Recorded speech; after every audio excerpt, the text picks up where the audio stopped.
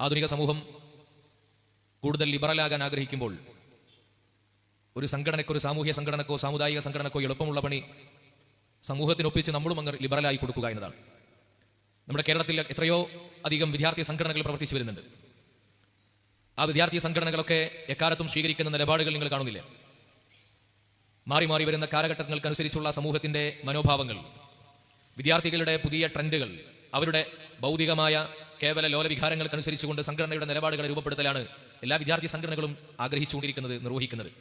അങ്ങനെയാണെങ്കിലേ ഇവിടെ നിലനിൽക്കാൻ കഴിയുകയുള്ളൂ എന്ന് അവർക്കൊക്കെ അറിയാം. ക്യാമ്പസുകളിലൊക്കെ പ്രവർത്തിക്കുന്ന വിദ്യാർത്ഥി രാഷ്ട്രീയ സംഘടനകൾ കുട്ടികൾ DJ പാർട്ടി വേണമെന്ന് പറയുമ്പോൾ അതിന് അനുവദിച്ചു കൊടുക്കുന്നു. ആസ്വാദനത്തിന്റെ വഴികൾ വേണമെന്ന് പറയുമ്പോൾ അതിനുള്ള വേദികൾ ഉണ്ടാക്കി കൊടുക്കുന്നു. സ്ത്രീ പുരുഷ സങ്കലനത്തിന്റെ സമ്മിശ്ര വേദികൾ നമുക്ക് വേണമെന്ന് പറയുമ്പോൾ അതിനും അവസരം കൊടുക്കുന്നു. ഇല്ലെങ്കിൽ കുട്ടികൾ നമ്മുടെ കൊടിക്കീഴിൽ നിന്ന് കൊടിഞ്ഞു പോകുമെന്നാണ് അവരുടെ ആശങ്ക. ആധുനിക ലോകത്ത് പ്രവർത്തിക്കുന്ന എല്ലാ സംഘടനകൾക്കും എളുപ്പമുള്ള പണി അതതു കാലഘട്ടത്തിലെ സമൂഹം ആവശ്യപ്പെടുന്ന വിരിപ്പുകൾ വിരിച്ചു കൊടുക്കുക എന്നതാണ്. സമൂഹം ആവശ്യപ്പെടുന്ന, സമൂഹം നിർണ്ണയിക്കുന്ന വഴിയിലൂടെ സഞ്ചരിക്കുക എന്നതാണ് എളുപ്പമുള്ള പണി സംഘടനകൾക്ക്. അതുകൊണ്ടാണ് ലോകത്ത് തിന്മകൾ അധികരിക്കുന്ന, അധാർമികത പെരുകിക്കൊണ്ടിരിക്കുന്ന കാലത്ത് സംഘടനകളും സംഘങ്ങളും കൂട്ടായ്മകളും ഒക്കെ കൂടുതൽ അധാർമികതയ്ക്ക് വേണ്ടി വിരിപ്പുകൾ വിരിച്ചു കൊടുക്കുന്ന, പരവതാനി വിരിച്ചു കൊടുക്കുന്ന കാഴ്ചകൾ നമ്മൾ കാണുന്നത്. പക്ഷേ സമസ്ത കേരള ജംഇയ്യത്തുൽ ഉലമ ഒഴുക്കിനെതിരെയാണ് നീന്തുന്നത്. നമ്മൾ സമൂഹത്തിന്റെ വികാരങ്ങളുടെയും താല്പര്യങ്ങളുടെയും പിറകെ സമൂഹത്തെ സഞ്ചരിപ്പിക്കുന്നവരല്ല. അങ്ങനെ ആയിക്കൂടാ എന്ന നിർബന്ധ ബുദ്ധി നമുക്കുണ്ട്. കാരണം സമൂഹത്തിന്റെ വികാരങ്ങളിലല്ല നമ്മൾ വളർന്നതും രൂപപ്പെട്ടതും സ്ഥാപിക്കപ്പെട്ടതും. സമൂഹത്തിന്റെ താല്പര്യങ്ങളുടെ മേച്ചിൽ പുറങ്ങളിലായിരുന്നില്ല നമ്മൾ വിളവ് നടത്തിയത്. നമ്മൾ ആദർശത്തിന്റെ കരുത്തിലാണ് എക്കാലത്തും നിലനിന്നതും രൂപീകരിക്കപ്പെട്ടതും. അത് പടർന്നു പന്തലിച്ചതും ആദർശത്തിന്റെ കരുത്തിലാണ്. അതുകൊണ്ടാണ് സ്വാഭാവികമായി സമസ്ത കേരള ജംഇയ്യത്തുൽ ഉലമക്ക് മറ്റു സംഘടനകൾക്ക് നേരിടേണ്ടി വരുന്നതിനേക്കാൾ കൂടുതൽ വിമർശനങ്ങളും കൂരമ്പുകളും ഒക്കെ ഏൽക്കേണ്ടി വരുന്നത്. ഒഴുക്കിനനുസരിച്ചുള്ള ഒരു ആദർശത്തെ പറഞ്ഞു കൊടുക്കാൻ നമ്മൾ മുന്നിട്ട് വന്നാൽ ആളുകൾ നമ്മെ സ്വീകരിക്കും, ഒരു സംശയവുമില്ല. പക്ഷെ പരിശുദ്ധ ഇസ്ലാമിന്റെ കാഴ്ചപ്പാടെന്താണ്?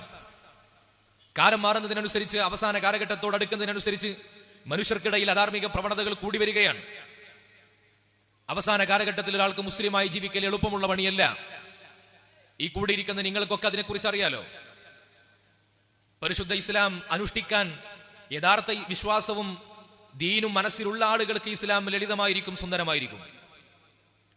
പക്ഷെ മതരഹിതമായ ലിബറൽ സോഫ്റ്റ്വെയറുകൾ ഉള്ളിൽ സൂക്ഷിക്കപ്പെട്ട ആളുകൾക്ക് ഇസ്ലാം ഭാരമാണ്, എളുപ്പമല്ല.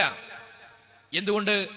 ആധുനികത നമ്മുടെ മുമ്പിൽ തയ്യാറാക്കി തന്നിട്ടുള്ള നിയമങ്ങൾക്കനുസൃതമായിട്ടല്ല ഇസ്ലാമിന്റെ നിയമനിർമ്മാണം നടന്നിട്ടുള്ളത്.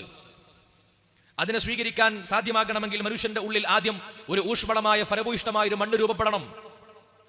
ആ മണ്ണ് മഹബത്തിന്റെ മണ്ണാണ്, ആദരവിന്റെ, മഹബത്തിന്റെ, വിധേയത്വത്തിന്റെ മണ്ണാണ്. അതിൽ മാത്രമാണ് ഇസ്ലാമിന്റെ നിയമങ്ങൾക്ക് വളക്കൂറുണ്ടാവുകയുള്ളൂ. അവിടെ മാത്രമാണ് പരിശുദ്ധ ദീനിന്റെ നിയമങ്ങൾ അത് തളിർത്തു പൊന്തുകയുള്ളൂ. അല്ലാത്ത ഇടങ്ങളിൽ അത് വരണ്ടുണങ്ങിപ്പോകും. നബി സല്ലല്ലാഹു അലൈഹി വസല്ലമ തങ്ങൾ അവസാന കാലഘട്ടത്തിലെ മുസ്ലിമിന്റെ ജീവിതത്തെ കുറിച്ച് എങ്ങനെയാ പറഞ്ഞത്? തീക്കനൽ കയ്യിൽ പിടിക്കുന്ന പോലെയാണ് അവസാന കാലത്തെ ജീവിതം. ബത്നുൽ അർളി ഖൈറു മിൻ ദഹ്രിഹാ. ഭൂമിക്ക് മുകളിലൂടെ നടക്കുന്നവർ കരുതും, അല്ലാഹുവേ, ഈ ഭൂമിയുടെ അടിയിൽ കിടക്കുന്നത് എത്ര നന്നായിരുന്നു എന്ന് ആളുകൾ ആഗ്രഹിക്കും. അവസാന കാലഘട്ടം എത്തിക്കഴിഞ്ഞാൽ തീക്കനൽ കയ്യിൽ പിടിക്കുന്ന പോലെ എന്ന് പറഞ്ഞതിന്റെ താല്പര്യം എന്താണ്? നിങ്ങൾക്ക് സ്ഥിരതയോടെ സമയമെടുത്തുകൊണ്ട് ദീനിനെ മുറുകെ പിടിച്ചുകൊണ്ട് ജീവിക്കാൻ കഴിയില്ല.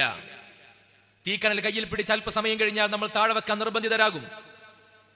എന്നതുപോലെ പരിശുദ്ധ ഇസ്ലാമിനെ കൈപിടിച്ചാൽ, ദീനിന്റെ സുന്നത്തുകളെ മുറുകെ പിടിച്ചാൽ, സാമൂഹിക ചുറ്റുപാടുകൾ നമ്മളെ അത് അഴിച്ചുവെക്കാൻ, താഴെ വെക്കാൻ നമ്മളെ നിർബന്ധിപ്പിക്കുന്ന ഒരു സാഹചര്യമായിരിക്കും അവസാന കാലഘട്ടത്തിൽ ഉണ്ടാവുക. ആ കാലത്തെ എങ്ങനെയാണ് പ്രതിരോധിക്കേണ്ടത്? അതിനനുസരിച്ചുകൊണ്ടുള്ള ഒരു ഇസ്ലാമിനെ പകർന്നു കൊടുത്തുകൊണ്ടാണോ? ലോകത്ത് കടന്നു വന്ന എല്ലാ ബിദ്അഈ കക്ഷികളെ പരിശോധിച്ചാലും അവരുടെയൊക്കെ അടിസ്ഥാന സ്വഭാവം നമ്മൾ കാണുന്നത് അതതു കാലഘട്ടത്തിലെ ആധുനിക കാഴ്ചപ്പാടുകൾക്കനുസരിച്ചുകൊണ്ട് ഇസ്ലാമിനെ വെട്ടിമുറിക്കാൻ അവർ ഒരുക്കമായിരുന്നു എന്നാണ്. അതതു കാലഘട്ടത്തിലെ ഒരു ഇസ്ലാം, ലിബറലുകൾക്കും ഇസ്ലാമിൽ ഇടമുണ്ട് എന്ന് പറയുന്നത് കേരളത്തിലെ മുജാഹിദ് നേതാക്കന്മാരാണ്. മർക്കസു ദഅവ വിഭാഗം മുജാഹിദിന്റെ നേതാവ് ഈ അടുത്തൊരു ലേഖനം എഴുതി. ആ ലേഖനത്തിന്റെ ഉള്ളടക്കം ഇങ്ങനെയാണ്: ലിബറലുകൾക്കും ഇസ്ലാമിൽ ഇടമുണ്ട് എന്നാണ് അതിന്റെ ടൈറ്റിൽ, ശീർഷകം. എന്താണ് അവർ പറഞ്ഞു വെക്കുന്നത്? സ്വവർഗ ലൈംഗികതയും LGBTQAI പോലെയുള്ള സ്വവർഗ ലൈംഗികത പോലെ, അല്ലെങ്കിൽ ട്രാൻസ്ജെൻഡർ ആക്ടിവിസം പോലെ മനുഷ്യന്റെ ജനിതകമായ പ്രത്യേകതകളെ പരിഗണിക്കാതെ മനുഷ്യന്റെ ലോല വികാരങ്ങൾക്കനുസരിച്ചുകൊണ്ട് ആദർശം പണിയുന്ന പുതിയ കാലത്തെ ലൈംഗിക ന്യൂനപക്ഷങ്ങളെന്ന് അവകാശപ്പെടുന്നവരുടെ ആക്ടിവിസങ്ങൾ അതിന് ഇസ്ലാമിന്റെ ഉള്ളിൽ നിന്ന് മതനിയമങ്ങളിലൂടെ പഴുതുകൾ കണ്ടെത്തുകയാണ്. കേരളത്തിലാണ് അങ്ങനെ ഒരു ലേഖനം പ്രസിദ്ധീകരിക്കപ്പെട്ടത്. ഇത് എക്കാലത്തും ഉണ്ടായിട്ടുണ്ട്. അതത് കാലഘട്ടത്തെ മനുഷ്യന്റെ വികാരങ്ങൾക്കും തോന്നലുകൾക്ക് അനുസരിച്ചുകൊണ്ട് ഇസ്ലാമിനെ വെട്ടിമുറിക്കുക. എല്ലാ ബിദഅകളും സ്വീകരിച്ച ശൈലി ഇതാണ്. എന്നാൽ അഹ്ലു സുന്നത്തി വൽ ജമാഅ കാലങ്ങൾക്കനുസരിച്ചുകൊണ്ട് താൽക്കാലികമായ ഒരു ഇസ്ലാമിനെ നിർമ്മിക്കുകയല്ല ചെയ്തത്. പരിശുദ്ധ ഇസ്ലാമിന്റെ പാരമ്പര്യത്തെ സംരക്ഷിക്കുന്ന, പരിശുദ്ധ ദീനിന്റെ അകക്കാമ്പിനെ മുറുകെ പിടിക്കുന്ന, നിങ്ങൾ ഏത് പരിതസ്ഥിതിയിലേക്ക് ചെന്നാലും ഏത് അനുകൂല പ്രതികൂല സാഹചര്യങ്ങളിലാണെങ്കിലും അവിടെ സുന്നത്തു ജമാഅത്തിനെ ദീൻ അനുസരിച്ചുകൊണ്ട് ജീവിക്കുവാൻ സാധ്യമാകുന്ന ഒരു ആത്മവിശ്വാസത്തിന്റെ സോഫ്റ്റ്വെയർ നമ്മുടെ ഉള്ളിൽ ഉണ്ടാകണം. ആ സോഫ്റ്റ്വെയർ ആണ് അഹ്ലു സുന്നത്തി വൽ ജമാഅ. അത് കേവലം ആദർശങ്ങളുടെ ഒരു കൂട്ടമല്ല, അത് വാചക കസർത്തുകളോ എഴുത്തുകളോ അല്ല. അതൊരു സംസ്കാരമാണ്, ശീലമാണ്, സ്വഭാവമാണ്, മനോഭാവമാണ്. ഈ വേദിയിലേക്ക് ഒരു സയ്യിദിനെ ഉദ്ഘാടനത്തിന് ക്ഷണിക്കുന്നതും ഈ വേദിയുടെ അനുഗ്രഹ ഭാഷണത്തിന് വേണ്ടി ഒരു സയ്യിദിനെ തെരഞ്ഞെടുക്കുന്നതും അതൊരു സുന്നത്തു ജമാഅത്തിന്റെ സംസ്കാരമാണ്. എന്നാൽ എന്തിനാണ് അങ്ങനെ ഒരു സയ്യിദ്? നമ്മളെല്ലാവരും മനുഷ്യരല്ലേ, എല്ലാവർക്കും ഒരുപോലെയുള്ള സ്ഥാനം തന്നെയല്ലേ എന്നൊക്കെ പറഞ്ഞ ആളുകളുടെ ലളിത യുക്തിയിലേക്ക് ജൽപ്പനങ്ങളെ പറഞ്ഞു കൊടുക്കുന്ന ആദർശമാണ് വഹാബിസം ഉൾപ്പെടെയുള്ള ബിദഅകൾ നിർവഹിച്ചത്.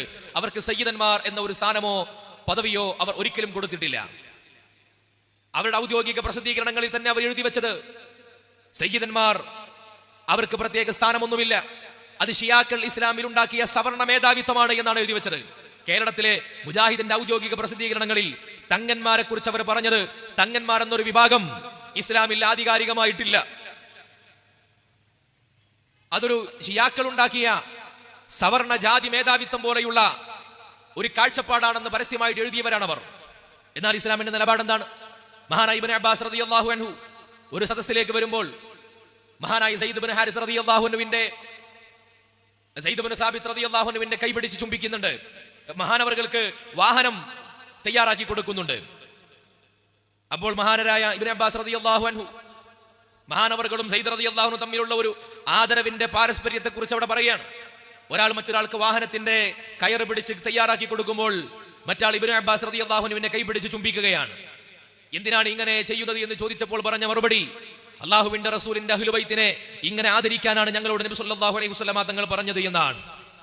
അഹ്ലു ബൈത്തിനെ ആദരിക്കുകയും അവരെ മുന്നിൽ നിർത്തുകയും അവരെ പരിശുദ്ധ ഇസ്ലാമിൽ വലിയ മൂല്യമുള്ള തറവാട്ടുകാരായി നസബയുള്ളവരായി പരിഗണിക്കുകയും ചെയ്യുക എന്നത് സുന്നത്തു ജമാഅത്തിന്റെ മാത്രം സംസ്കാരമാണ്. ഭൗതികമായ ലാഭങ്ങളെ പരിഗണിച്ചുകൊണ്ടോ ആ ഭൗതികമായ താല്പര്യങ്ങളുടെ പേരിലോ അല്ല അഷ്റഫുൽ ഖൽഖിന്റെ കുടുംബത്തെ സുന്നത്തു ജമാഅത്തിനെ വിശ്വസിക്കുന്ന ആളുകൾ സ്വീകരിക്കുന്നത്. അത് നമ്മുടെ സംസ്കാരത്തിന്റെ ഭാഗമാണ്. എന്നാൽ ബിദ്അത്തിന്റെ സംസ്കാരം എന്താണ്? കാര്യലാഭങ്ങൾക്ക് വേണ്ടി മാത്രം എല്ലാവരെയും സമീപിക്കുക എന്നതാണ് ബിദ്അത്തിന്റെ സംസ്കാരം. കാര്യലാഭങ്ങൾക്ക് വേണ്ടി തങ്ങളുടെ അധികാരത്തിനും സൗകര്യങ്ങൾക്കും വേണ്ടി മറ്റുള്ളവരെ ഏത് വിധേനയും ഉപയോഗപ്പെടുത്താൻ അവർ സജ്ജമാകും. പക്ഷേ ഒട്ടും ആത്മാർത്ഥതയുണ്ടാകില്ല. സുന്നത്തു ജമാഅത്തിന്റെ സംസ്കാരം ഉണ്ടെങ്കിൽ മാത്രമാണ് പരിശുദ്ധ ഇസ്ലാമിനെ അവസാന കാലഘട്ടത്തിൽ ആസ്വാദനത്തോടെ അനുഭവിക്കാൻ കഴിയൂ. ഈ സംസ്കാരത്തെ നമ്മൾ മനസ്സിലാക്കണം. നമ്മുടെ അദബിന്റെയും ആദരവിന്റെയും സംസ്കാരം. ഒരു ആലിമിനെ കാണുമ്പോൾ കരം പിടിച്ചു മുത്തുന്നു. ജീവിതത്തിന്റെ പ്രതിസന്ധികൾക്ക് പരിഹാരം കാണാൻ സ്വാലിഹീങ്ങളായ ആളുകൾ അരികിലേക്ക് ചെല്ലുന്നു, അവരെ കൊണ്ട് ദുആ ചെയ്യിപ്പിക്കുന്നു, മന്ത്രിപ്പിക്കുന്നു, ഖബർ സിയാറത്തുകൾ നടത്തുന്നു. ഇങ്ങനെയുള്ള ആത്മീയമായ ആനന്ദത്തിന്റെ വഴികളെ ഉണ്ടാക്കിയെടുക്കലാണ് സുന്നത്തു ജമാഅത്തിന്റെ സംസ്കാരങ്ങൾ. എന്നാൽ ഈ സുഹൃതങ്ങളെ മുഴുവനും ഇല്ലാതെയാക്കലാണ് ബിദ്അത്ത്. നിങ്ങൾ നോക്കൂ, നമ്മുടെയൊക്കെ പാരമ്പര്യമായി നമ്മുടെ വീടുകളിലൊക്കെ നിലനിന്നിരുന്ന സുഹൃതങ്ങൾ എന്താണ്? ഈ നാടിന്റെ പാരമ്പര്യം, മലബാറിന്റെ പൈതൃകം എങ്ങനെയാണ്? എല്ലാ വീടുകളും ഇശാ മഗ്രിബിന്റെ ഇടയിൽ ഖുർആൻ പാരായണം, ദിക്റുകൾ, ഔറാദുകൾ, ഹദ്ദാദ് റാത്തീബ്, മൗലിദ് പാരായണം, അതുപോലെയുള്ള മാല ബൈത്തുകൾ, ഇങ്ങനെ ആത്മീയമായ അനുഭൂതി പകരുന്ന ധാരാളം സൽക്കർമ്മങ്ങൾ ചെയ്തിട്ടുണ്ടായിരുന്നു. വിശുദ്ധ ഖുർആൻ പറഞ്ഞത് അങ്ങനെയാണ്, വഫ്അലുൽ ഖൈറ ലഅല്ലക്കും തുഫ്ലിഹൂൻ. നിങ്ങൾ ഏത് ഖൈർ ചെയ്താലും അത് ഖൈറാണെങ്കിൽ അല്ലാഹുവിന്റെ പക്കൽ നിങ്ങൾക്ക് കൂലി ഉണ്ടാകും, നിങ്ങൾക്ക് ഫലാഹ് ഉണ്ടാകും, വിജയമുണ്ടാകും. അതിനുവേണ്ടി വ്യത്യസ്തങ്ങളായ വൈവിധ്യങ്ങൾ നിറഞ്ഞ സുഹൃതങ്ങളെ നമ്മൾ തെരഞ്ഞെടുത്തു. ആ സുഹൃതങ്ങളൊക്കെ സ്വാലിഹീങ്ങൾ അവരുടെ അദരമൊഴികളിലൂടെ പറഞ്ഞു പകർന്നു നൽകിയതാണ് നമുക്ക്. നമ്മുടെ നാട്ടിൽ സ്വീകരിക്കപ്പെടുന്ന ഓരോ അമലുകളും, മൗലിദ്, അനേകം മൗലിദുകൾ ലോകത്തുണ്ടല്ലോ. എന്താണ് കേരളത്തിൽ മങ്കൂസ് മൗലിദിനും ഷറഫുൽ അനാമിനും ബദർ മൗലിദിനും ഒക്കെ ഒരു പ്രത്യേകത? കേരളത്തിൽ കഴിഞ്ഞുപോയ സൂഫികളായ ആളുകൾ അവർ പറഞ്ഞു പകർന്നു നൽകിയതും അവരുടെ ജീവിതത്തിലൂടെ അവർ അതിനെ പതിവാക്കിയപ്പോൾ അവർക്ക് ലഭിച്ച അനുഗ്രഹത്തിന്റെ ബറക്കത്തിന്റെ നിദർശനങ്ങളെ നേരിട്ട് കണ്ട് അനുഭവിച്ചത് കൊണ്ടാണ്. താനൂരിലെ നാട്ടുമൗലിദിന്റെ കഥ നിങ്ങൾക്കറിയാമല്ലോ. മങ്കൂസ് മൗലിദും പൊന്നാനിയും തമ്മിലുള്ള കഥ അറിയാമല്ലോ. ജനങ്ങളുടെ പ്രതിസന്ധികൾക്ക് പരിഹാരമേകാൻ ഈ നാട്ടിലേക്ക് അള്ളാഹു നിയോഗിച്ച സൂഫിയാക്കൾ അവരുടെ നിർദ്ദേശപ്രകാരം നിർവഹിക്കപ്പെട്ടു വന്നതാണ്. അതൊക്കെ ഈ നാടിന്റെ സുഹൃതങ്ങളായിരുന്നു. വീടുകളിൽ മൗലിദ് പാരായണം റബീഉൽ അവ്വലായി കഴിഞ്ഞാൽ ആനന്ദത്തിന്റെ ദിവസങ്ങളാണ്, മദ്ഹിന്റെ ആനന്ദം, പ്രകീർത്തനത്തിന്റെ ആനന്ദം. നമ്മളറിയാതെ റബീഉൽ അവ്വലിന്റെ ഒരു മാസം കഴിയുമ്പോഴേക്ക് എത്രയോ സ്വലാത്തുകൾ, എത്രയോ സൽക്കർമ്മങ്ങൾ നമ്മളുടെ കണക്ക് പുസ്തകത്തിലേക്ക് എഴുതപ്പെടുന്ന അനുഭൂതിയാണ് റബീഉൽ അവ്വൽ. അല്ലെ, റബീഉൽ അവ്വൽ വന്ന് പിരിഞ്ഞു പോകുമ്പോൾ നമുക്ക് ലഭിക്കുന്ന ഒരു ആസ്വാദനമുണ്ട്. എന്താണത്? അനേകം സ്വലാത്തുകളും മദ്ഹുകളും ഒക്കെ ചൊല്ലിയ നബി സല്ലല്ലാഹു അലൈഹി വസല്ലമ തങ്ങളെ കുറിച്ച് ധാരാളമായി കേട്ട് കണ്ണ് നിറഞ്ഞ് ഹൃദയത്തിലേക്ക് ഹബീബിനെ പതിപ്പിച്ച ഒരു അനുഭൂതിയാണ് റബീഉൽ അവ്വൽ കഴിഞ്ഞ് പിരിഞ്ഞു പോകുമ്പോൾ നമുക്കുണ്ടാകുന്നത്. ഒരു മഖബറയിലേക്ക് സിയാറത്തിന് വേണ്ടി പോയാൽ നമ്മൾ അനുഭവിക്കുന്ന ആസ്വാദനം എന്താണ്? അവിടെ അനേകം സ്വാലിഹീങ്ങളെ കാണുന്നു, ധാരാളം സ്വാലിഹീങ്ങളായ അടിമകൾ അവിടെ വന്ന് ദുആരക്കുന്നു. അവിടെ വെച്ച് അല്ലാഹുവേ, ഇതുപോലെ ഈ സ്വാലിഹീങ്ങളായ മനുഷ്യരെ പോലെ ജീവിക്കാൻ അവരുടെ വഴിയിൽ എന്നെയും പ്രവേശിപ്പിക്കണേ എന്ന ഒരു ആത്മീയമായ തേട്ടമാണ് നമുക്കുള്ളത്. അവിടെ നിന്ന് ഇറങ്ങി വരുമ്പോൾ നമുക്കുണ്ടാകുന്ന ആത്മീയമായ ഒരു അനുഭൂതിയുണ്ട്. എന്താണത്? അള്ളാഹുവിന്റെ മാർഗത്തിലേക്ക്, സുലൂക്കിലേക്ക് ഇവരെങ്ങനെയാണോ കടന്നുപോയത് അതുപോലെ കടന്നു പോകാനുള്ള ഒരു പ്രതിജ്ഞയുടെ ദൃഢനിശ്ചയത്തിന്റെ തീരുമാനത്തിലൂടെയാണ് മഖ്ബറകളിൽ നിന്ന് ആളുകൾ ഇറങ്ങി വരുന്നത്. മനുഷ്യന്റെ ഹമ്മും ഹമ്മും തീർത്തു കൊടുക്കുന്ന വേദികളാണ് അതൊക്കെ. മഹാനായ ഇമാം ശാഫിഈ റളിയല്ലാഹു അൻഹു അവിടത്തേക്ക് എന്തെങ്കിലും വിഷമങ്ങൾ ഉണ്ടായാൽ അബൂ ഹനീഫ ഇമാമിന്റെ ഖബറിലേക്ക് ചെന്ന് അവിടെ പോയി സിയാറത്ത് ചെയ്യാറുണ്ടായിരുന്നു എന്ന് പറഞ്ഞിട്ടുണ്ട് മഹാനായ ഖതീബുൽ ബഗ്ദാദി റളിയല്ലാഹു അൻഹു. അവിടെ പോയി സിയാറത്ത് ചെയ്ത് തങ്ങളുടെ കാര്യങ്ങൾ പറഞ്ഞ് ദുആരന്നാൽ പിന്നീട് ആ കാര്യം നടക്കാതിരുന്നിട്ടില്ലെന്ന് പറഞ്ഞത് മഹാനായ ഇമാമുന ശാഫിഈ റളിയല്ലാഹു അൻഹു ആണ്. ഇത് മുസ്ലിം ലോകത്തിന്റെ ശീലമല്ലേ? മഹാനായ ഇമാം നവവി റളിയല്ലാഹു അൻഹു രേഖപ്പെടുത്തിയിട്ടുണ്ട്. ഉഖബ റളിയല്ലാഹു അൻഹു ഷാമിൽ നിന്ന് മദീനയിലേക്ക് നബി സല്ലല്ലാഹു അലൈഹി വസല്ലമ തങ്ങളുടെ ഖബർ സിയാറത്തിന് വേണ്ടി വന്നു. 7 ദിവസം യാത്ര ചെയ്തുകൊണ്ടാണ് എത്തിയത്. ആ 7 ദിവസം യാത്ര ചെയ്തിട്ട് എത്തി സിയാറത്ത് കഴിഞ്ഞ് അവിടെ വെച്ച് ദുആ എന്നിട്ട് മടങ്ങിപ്പോയപ്പോൾ അതേ വഴിയിലൂടെ അതേ വാഹനത്തിലൂടെ മടങ്ങിപ്പോയി 2.5 ദിവസം കൊണ്ട് തിരിച്ച് ഷാമിലേക്ക് മടങ്ങിയെത്തി. ഇങ്ങോട്ട് 7 ദിവസം, അങ്ങോട്ട് 2.5 ദിവസം. എങ്ങനെയാണ് ഈ വഴി ദൂരം കുറഞ്ഞു പോയത്? മഹാനായ ഇമാം നവവി റളിയല്ലാഹു അൻഹു പറയാൻ, നബി സല്ലല്ലാഹു അലൈഹി വസല്ലമ തങ്ങളുടെ ഖബറിന്റെ പരിസരത്ത് വെച്ചുകൊണ്ട് വഴി ദൂരം കുറക്കാൻ വേണ്ടി ദുആ ചെയ്തതിന്റെ ബറക്കത്താണ് ലഭിച്ചത്. ഖബറിലൂടെ ബറക്കത്ത് ലഭിക്കുന്ന പ്രതീക്ഷ ഇത് സ്വഹാബികളുടെ ശീലമാണ്. മഹാനായ ഉമർ റളിയല്ലാഹു അൻഹു ലോകത്തോട് വിട പറയുമ്പോൾ എനിക്ക് റസൂലുള്ളാഹിന്റെ ഖബറിന്റെ അടുത്ത് കിടക്കാൻ ഒരു ആഗ്രഹം പ്രകടിപ്പിക്കുകയാണ്. ആയിഷ ബീവി റളിയല്ലാഹു അൻഹയുടെ വീട്ടിൽ, അവിടെയല്ലേ റസൂലുള്ളാഹിന്റെ ഖബറുള്ളത്, അവിടെ തന്നെ കിടക്കാൻ ഒരു ആഗ്രഹം. എന്തിനാണ് അങ്ങനെ കൊതിക്കുന്നത്? അള്ളാഹുവിന്റെ റസൂലിന്റെ ഖബറിന്റെ അടുത്ത് കിടക്കാൻ, അങ്ങനെ കിടന്നാൽ പ്രത്യേക പുണ്യമുണ്ടെന്ന് ഏതെങ്കിലും ആയത്തിലുണ്ടോ? ഒരു ഹദീസിലും അങ്ങനെ പറഞ്ഞിട്ടില്ലല്ലോ. പിന്നെ എന്തിനാണ് അവിടെ തന്നെ കിടക്കണമെന്നൊരാഗ്രഹം? തൊട്ടപ്പുറത്തല്ലേ ജന്നത്തുൽ ബഖീ ഉള്ളത്. ആ പച്ചക്കുബ്ബയുടെ താഴെ നിന്ന് നോക്കിയാൽ ജന്നത്തുൽ ബഖീ കാണാം. എന്നിട്ടും എന്തുകൊണ്ടാണ് ജന്നത്തുൽ ബഖീൽ പോയി എവിടെ കിടന്നാലും അല്ലാഹുവിലേക്ക് തന്നെയല്ലേ മടക്കം? പിന്നെ എന്തിനാണ് റസൂലുള്ളാഹിന്റെ ഖബറിന്റെ അടുത്ത്, അതും ആയിഷ ബീവിയുടെ വീട്ടിൽ, ബീവിക്ക് വേണ്ടി ഒരുക്കപ്പെടുന്ന കരുതപ്പെടുന്ന സ്ഥലത്ത് ഒരു ഖബർ വേണമെന്നൊരു ആഗ്രഹം എന്തിനാണ്? ഇബ്നു ഹജർ അസ്ഖലാനി റളിയല്ലാഹു അൻഹു പറഞ്ഞു, അത് നബി സല്ലല്ലാഹു അലൈഹി വസല്ലമ തങ്ങളുടെ ഖബറിന്റെ ബറക്കത്ത് കിട്ടാൻ വേണ്ടിയാണ്. ആ ബറക്കത്തിന് വേണ്ടി കൊതിക്കുന്നു ഉമർ ഇബ്നുൽ ഖത്താബ് റളിയല്ലാഹു അൻഹു. ഖബറിൽ ബറക്കത്തോ? ഖബറിൽ നിന്ന് എങ്ങനെയാണ് ബറക്കത്ത്? ആ ചോദ്യം മുജാഹിദുകൾക്കുണ്ടായെന്ന് വരാം, അങ്ങനെ ഒരു സംശയം മുജാഹിദുകൾക്കുണ്ടായെന്ന് വരാം. പക്ഷേ നബി സല്ലല്ലാഹു അലൈഹി വസല്ലമ തങ്ങൾ അഷ്റഫുൽ ഖൽഖാണ്, എന്റെ ഹബീബനാണ്, സ്വാഹിബുൽ ലിവാ ആണ്, സ്വാഹിബുൽ മിഫ്താഹ് ആണ്. നാളെ സ്വർഗ്ഗത്തിന്റെ വട്ടക്കണ്ണി പിടിച്ച് തുറന്ന് സ്വർഗ്ഗത്തിലേക്ക് ആളുകൾ ആനയിക്കുന്ന, മുഴുവൻ വിശ്വാസികളെയും സ്വീകരിക്കുന്ന, ഹൗദുൽ കൗസറിന്റെ പാനം നമുക്ക് നൽകുന്ന മുത്ത് മുഹമ്മദ് മുസ്തഫ സ്വല്ലല്ലാഹു അലൈഹി വസല്ലമ തങ്ങളാണ് ഇതെന്ന ബോധ്യം ഉള്ള ഒരാൾക്ക് ആ സംശയം ഉണ്ടാകില്ല. അവിടെ ബറക്കത്തുണ്ടാകുമെന്ന കാര്യത്തിൽ സംശയമില്ല. എന്തുകൊണ്ട്? സ്വാലിഹീങ്ങൾ എവിടെയുണ്ടോ അവിടെ അള്ളാഹുവിന്റെ ബറക്കത്തുണ്ടാകുമെന്ന് പരിശുദ്ധ ഖുർആൻ പറഞ്ഞിട്ടുണ്ട്. വലൗ അന്ന അഹ്ലുൽ ഖുറാ ആമനൂ വത്തഖൗ ലഫതഹ്നാ അലൈഹിം ബറകാത്തിൻ മിനസ് സമാഇ വൽ അർദ്. സ്വാലിഹീങ്ങളായ ഈമാനും തഖ്വയും ഉള്ളവർ ഒരിടത്തുണ്ടെങ്കിൽ അവിടെ അള്ളാഹുവിന്റെ ബറക്കത്തുണ്ടാകും. ആകാശത്തിൽ നിന്നും ഭൂമിയിൽ നിന്നും നിങ്ങൾക്ക് ബറക്കത്ത് അവതരിക്കുമെന്ന് പരിശുദ്ധ ഖുർആനിന്റെ അധ്യാപനമാണ്. ഇതാണ് നമ്മുടെ ഇസ്ലാമിന്റെ സംസ്കാരം. ഈ സംസ്കാരത്തെ ഉള്ളിൽ സൂക്ഷിക്കാൻ കഴിയണമെങ്കിൽ സ്വാലിഹീങ്ങളോട് മതിപ്പുണ്ടാകണം, അമ്പിയാക്കളോട് മതിപ്പുണ്ടാകണം, ഔലിയാക്കളോട് ആദരവുണ്ടാകണം, മഹബത്ത് ഉണ്ടാകണം. അതൊരു സോഫ്റ്റ്വെയർ ആണ്. അത് ഉള്ളിലുണ്ടെങ്കിലേ ഇത് പതിയുകയുള്ളൂ. എന്നാൽ ബിദ്അത്തിന്റെ സോഫ്റ്റ്വെയറോ പാരമ്പര്യത്തെ നിരാകരിക്കലാണ്, തോന്നലുകൾക്ക് അനുസരിച്ചുകൊണ്ട് ഇസ്ലാമിനെ ഉണ്ടാക്കലാണ്. അവർക്കൊരിക്കലും സ്വാലിഹീങ്ങളോട് മതിപ്പോ ആദരവോ ബഹുമാനമോ തോന്നാറില്ല. അതെന്തുകൊണ്ടാ തോന്നാത്തത്? അവർക്ക് മഹബത്തിന്റെ ഇസ്ലാമല്ല ഉള്ളിലുള്ളത്. കേവലം വരണ്ടമായ കർമ്മങ്ങളുടെ ഇസ്ലാം, കേവലം ഭൗതികമായ ഒരു ഇന്റലക്ച്വൽ ആയിട്ടുള്ള ദൈക്ഷണികമായ വ്യവഹാരങ്ങൾ മാത്രമാണ് അവർക്ക് ഇസ്ലാം. ലോകത്ത് വന്ന എല്ലാ ബിദ്അകളും സമാനമായ രീതികളാണ് അവർ സ്വീകരിച്ചത്.